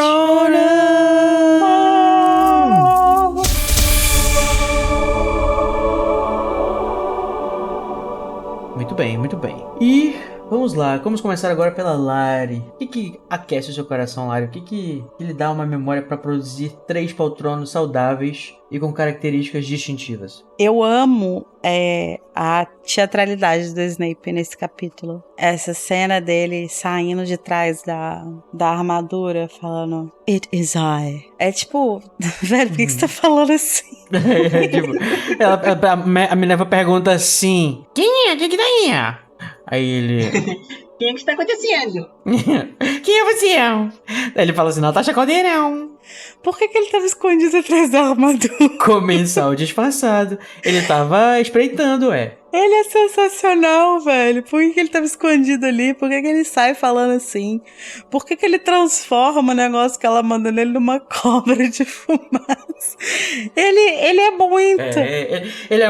Ele é muito musical gay, né? Sabe aquele... Sim, ele é gay de teatro, total. Ele é gay de teatro, essa é a palavra, exatamente. E assim, ele é muito performático. Eu acho isso sensacional, É assim. muito bom mesmo. E como que isso é uma coisa que tá tão entranhada nele que, mesmo nesses momentos assim, ele continua, sabe? Eu acho isso sensacional. Certeza que ele lê Shakespeare. Com certeza. Muito bom, é muito bom. E ele sai voando, tá com um morcegão, sabe? Sim, Tipo assim. maravilhoso. Exatamente, acho que é um patrono muito digno, muito digno. E eu acho interessante também, você perguntou por que ele tava, né? Eu sei que era uma pergunta retórica, mas vamos aproveitar e expandir um pouquinho aqui. Vocês acham que ele tava, de fato, espreitando atrás da estátua pra tentar descobrir alguma coisa? Eu acho que é possível, né? Eu acho que sim, eu acho que ele recebeu o chamado, né, também, quando um dos irmãos lá coisou a marca, né? E aí ele tava meio que andando, assim, pela escola pra ver se ele via alguma coisa, e ele viu a Minerva e imediatamente suspeitou, assim. Uhum. Eu acho que ele viu ela vindo, né? E, tipo, qual é a primeira coisa que você faz quando você vê uma pessoa que, teoricamente, é sua inimiga ali naquela situação? Uhum. Eu vou me esconder e eu vou ver o que eu faço, né? Uhum. Aí, quando ela for chegando perto, ele... E também assim, eu tô lendo aqui a parte que aparece isso, e assim, a McGonagall tá descendo as escadas com as 2 jovens nos seus calcanhares, né? Que também é uma expressão maravilhosa da Lia, que é de outros capítulos e livros. E ela tá lá com eles, e eu imagino que o Snape deve ter escutado eles andando, né? Tipo, andando os passos de 3 pares de pernas andando por aí. E aí ele tá olhando, o que é isso? O que tá acontecendo? Tanto é que tem até um momento que ele meio que tateia o ar, não tem uma coisa assim? Que ele faz aquela menção da mão, tipo, na pedra filosofal? Não, isso é quando a Minerva fala sobre... vocês têm um meio de comunicação, né? Aí ele, tipo, mexe Sim. o braço esquerdo. Mas ele fica olhando em volta dela. Ele fica olhando como se ele estivesse tentando entender se tinha alguém ali perto. E eu acho que assim, eu acho até estranho que não deu mais na cara que tinha, né? Porque os passos e o fato de que eles não cabem direito embaixo da capa, então não deveria dar pra ver um pouquinho do pezinho. Mas é legal que ele olha bem nos olhos da Minerva, né? E ela olha de volta, desafiando, e eu imagino que ele deve ter aproveitado pra dar uma snooped, uma bisbilhotada na cabeça dela. Vocês acham que é possível que ele tenha usado uma legilimência aí? E aí ele percebeu, opa, Harry está aqui sim. E aí foi quando começou a batalha. Não da parte do Snape, né? Porque quem começa é a Minerva. Eu acho que eu não sei se isso é possível, mas eu acho que ele tentou captar com a legilimência se tinha outras pessoas ao redor, não pela Minerva, mas tentando captar, tipo, o Harry, a Luna... alguma outra consciência. E também tem a questão assim, ó, tô vendo aqui no capítulo, fala bem assim, Snape encarou-a nos olhos, e a frase seguinte que ele fala é, você viu Harry Potter, Minerva? Porque se viu, devo insistir. Isso pode ser simplesmente porque ele sabia que provavelmente o cara só ia chamar o Voldemort se tivesse o Harry, mas também pode ser porque ele pode ter visto, né, alguma coisa dentro da cabeça dela. E imediatamente depois disso, a McGonagall já faz um negócio, então acho que pela expressão dele, eu acho que ela leu que ele tinha certeza de que o Harry tava ali. Sim. É uma forma de ler, né? Nada que é muito claro, muito explícito, mas é uma possibilidade. Então, teatralidade de Severo Snape, né? A partir do nome. Já começando pelo nome, ele é um theater gay. Ele é. Vamos agora para o nosso theater gay do episódio, né? O Vitinho. As minhas transições hoje são, né, muito forçadas. Eu amei. Vitinho, qual que é o seu patrono? O meu patrono é logo depois dessa parte que a gente tá comentando, que é quando... Quando ela amassa a cara dele no... Não, brincadeira. Ela tá taca ele da janela, ele sai voando. Ela arremessa ele pela janela. Ela pega ele pela capa assim, vai! Mas não. É a parte que eu trouxe lá no começo, mas que me deixou muito arrepiado quando eu tava lendo. São os professores de Hogwarts admitindo que realmente são muito bons em magia. E isso me encheu de arrepios, e acho que toda vez que eu leio isso, que eu pensar nessa cena, e eu ver que aquela turminha ali do barulho, ela realmente sabe fazer barulho, sempre vai ser um patrono pra mim. E é uma frase meio irônica, né? Meio sarcástica. Não irônica, mas sarcástica que eles usam, né? Que tipo, eles falam assim, não sei o que, como é que a gente vai proteger a escola? Aí o professor olha assim, amor, você sabe que a gente se garante, né? A gente não é pouca merda, né? Tipo assim, pelo amor de respeita, né? A gente é professor de Hogwarts, a maior instituição de magia do mundo. Principalmente ali que estão os diretores das casas, né? Então realmente eles são alguém. Exatamente. É muito bom, é muito bom. É muito bom mesmo ver os professores em ação. Pena que é nas condições, né, de guerra. E o meu patrono vai ser uma coisa que a gente não falou até agora, mas que, né, você pode sair pra fumar, Vitinho, porque agora eu vou sim dar um abraço caloroso. Pode entrar, Percy Weasley. Chegou o seu momento. Vem aqui, né? Demorou, mas eu tô aqui. Entendo, você está aceito de volta na família. Ai, gente, foi bom estar com vocês, ó. Beijo até o metade da colher. Ai, gente, como não amar, né? É pra responder, retórica? Não, por ser um escroto mesmo, mas, gente... amar eu acho forte, mas eu acho essa cena bem interessante. O Percy é uma criança também. Não sei, não! Todo mundo é uma criança, né? Mas o Percy é uma criança. Não. Gente, eu gosto de Avatar, eu gosto do Zuko, entendeu? Não tem como eu não gostar do Percy, entendeu? No momento em que eles... Amigo Zuko, você vê a construção dele sendo... Ele quebra e faz. Sim, mas aí o que eu tô fazendo? Eu estou inferindo que isso aconteceu com o Percy fora da narrativa. Não, isso é inegável. Isso é inegável, que ele realmente voltou regenerado pra família. Não, mas eu não gosto dele, não. Eu continuo não gostando. Mas acho que ele... Assim, primeiro que ele fez a coisa certa... Assim, trazendo aqui um pouquinho dessa discussão, agora falando sério, é que assim...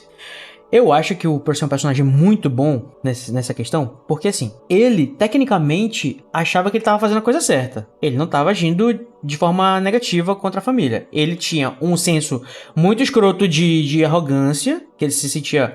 Não sei se ele se sentia superior, ele queria ser superior à condição que ele sempre teve, não achava na família dele o suficiente, né? O que é... Acho que muita gente consegue se identificar, embora seja meio escroto, mas muita gente consegue se identificar, talvez até o próprio Dumbledore. E ele foi por um caminho, assim, que se afastou da família. Isso é muito comum, acontece com muita gente, né? Porque, vamos dizer assim, a sociedade burguesa, né? Ela faz a gente querer ser um membro de outra classe, né? E esquecer as coisas importantes, que são as pessoas, a nossa família, etc. E quando ele tá agindo na coisa que ele acha que é o certo, que é o ministério. Embora, né, ele saiba que, assim, na cabeça dele, o certo é o ministério, e o Dumbledore é um lunático, até porque ele tá com a mente lá de quem tá querendo mostrar e tal. Então, o Percy, não sei se vocês conhecem o meme da amenda. Sim. Ele é a amenda, né? Ele, tipo, é aquela pessoa que paga pau pro chefe, que acha que não sei o que faz que é o pobre de direita e tudo mais. Sou obrigado a ter empatia? Mas assim, ele achou o caminho dele, entendeu? Ele achou o caminho dele. Ele se reconectou com a sua família quando a coisa era importante, quando a coisa era séria. Ele chegou, ele voltou. E você pode até ver que o pessoal recebeu ele de volta. Os próprios gêmeos, que são os escrotos, eles estavam fazendo piada, que é o jeito deles de demonstrar afeto. Então assim, se os Weasleys aceitaram, quem sou eu pra rejeitar? E se a gente rejeitar as pessoas que estão tentando se redimir, a gente vai sobrar com mais inimigo do que amigo, então... Eu compreendo também que Percy, ele deve ter tentado voltar pra casa antes, em algum momento antes, não foi agora, que agora ele conseguiu. Mas assim, talvez não tenha sido tão fácil ele se desvencilhar do ministério dentro de um novo regime. Ele fala isso, inclusive, né? Ele fala que já tinha um tempo que ele tava, que ele tinha percebido e tal, mas que tava muito complicado. E, de fato, assim, né? Acho que tava muito complicado mesmo. Mas essa atitude é uma atitude muito valorosa dele, realmente, isso é inegável. Ele foi Grifinório, né, aquele? o horóscopo das casas, né? Sempre tem uma coisa pra justificar a casa da pessoa. Mas eu continuo achando ele uma pessoa chata e não... Tá bom, Percy. Muito bem pra fazer o mínimo. Ah, é chato. Não, chato ele é, né? De fato, ele é chato. Mas eu acho legal a história, o arco, né? É legal que ele voltou pra casa, pra família e tal. Ele é um personagem que adiciona, eu acho, muito Embora ele apareça poucas vezes, né? Porque, assim, eu não consigo pensar agora em personagens que se perdem em Harry Potter. Tipo, no sentido de, eles vão pra um lado, lá ficam e lá morrem. Acho que não vem ninguém na minha cabeça assim agora. E Percy volta. No máximo tem alguns secundários, né? Tipo, o Crabbe, sei lá. Mas, tipo, foda-se, né? Mas ele não chega... Ele já começa meio escroto, né? Ele já começa ele lá. Não tem um ele arco já é do ladinho, descendente. assim, Verdade. Então, tipo, ninguém vai e fica. E a volta de Percy é muito bonita, na verdade, né? Ele vai, perde a família, acaba perdendo até a ideologia que ele tinha de que o ministério era a instituição mais, sabe? O lugar onde devo depositar minha confiança, aí isso quebra e ele volta pra onde ele não devia ter saído. É legal. Isso. Mas o personagem Percy, ele tá chato. E eu faço uma leitura muito parecida com o Avatar nesse sentido, porque tem uma frase que o tio Iroh fala quando o Zuko volta e se reconecta com ele, que eu acho que combina muito aqui, que é que ele fala assim, né? Quando o Zuko chega, ele fica lá, ele não sabe se ele vai voltar, se ele vai abraçar, se ele vai... Porque ele foi muito escroto com o tio e tudo mais. E aí eu começo a chorar desde já. Eu começo a chorar, inclusive. Aí ele começa a chorar e ele começa a se declarar lá, falar que ele tinha errado, que ele não sei o que, tananá, e a gente vê só o tio, né, com a cara amarrada, assim. E antes de ele acabar de falar, o tio vem e abraça ele, e o Zuko fica, meu Deus, como é que você me perdoou? Tipo, como é que eu achava que você tava furioso comigo? E aí o tio fala assim, eu nunca fiquei furioso com você, eu só tava triste que eu achava que você tinha perdido seu caminho. Isso é uma das coisas que... fofo. Nossa... Isso é muito lindo. Que não é raiva, né? Você fica... É um desapontamento, é uma... Decepção, é uma né? decepção, exatamente. É muito bonito. E realmente isso acontece agora. É fofo, apesar de detestar. E todo mundo, querendo ou não, gente, por causa dessa questão da divisão política, né, que a gente sempre tem um membro da família que você tem aquela distância, que provavelmente isso implica em terem acontecido ações que vão fazer vocês ficarem cada vez mais distantes. Não só essa ideia de, a gente pensa diferente, a gente tem mais coisas que vocês falaram, disseram e que faz as pessoas se afastarem. Então acho que essa questão de ter uma cisão numa família tão importante como os Weasley, ter esse personagem, que desde sempre foi esse outcast, né? Essa pessoa que tá querendo uma coisa diferente, que nos conecta com a família, que não sei o que, traz uma riqueza muito grande. Pena que o Percy aparece pouco. Ou não, né? Talvez ele esteja aparecendo no tempo que tem que aparecer pra história dar certo também, que é bom. Mas é bom que ele esteja aí. Muito legal. Então agora, gente, que Luna nos disse que nós já podemos falar o nome de Voldemort, né? Já tá liberado. E que ele tá quase chegando, a Sonserina já escolheu a sua lealdade. E o Voldemort já chegou fazendo a Britney com a sua cobra nos seus ombros. A gente já pode se preparar pra reta final dos Vera. Agora vai mesmo. Então até semana que vem pro nosso último Metendo a Colher. E depois o capítulo A Batalha de Hogwarts. Tchau, até semana que vem.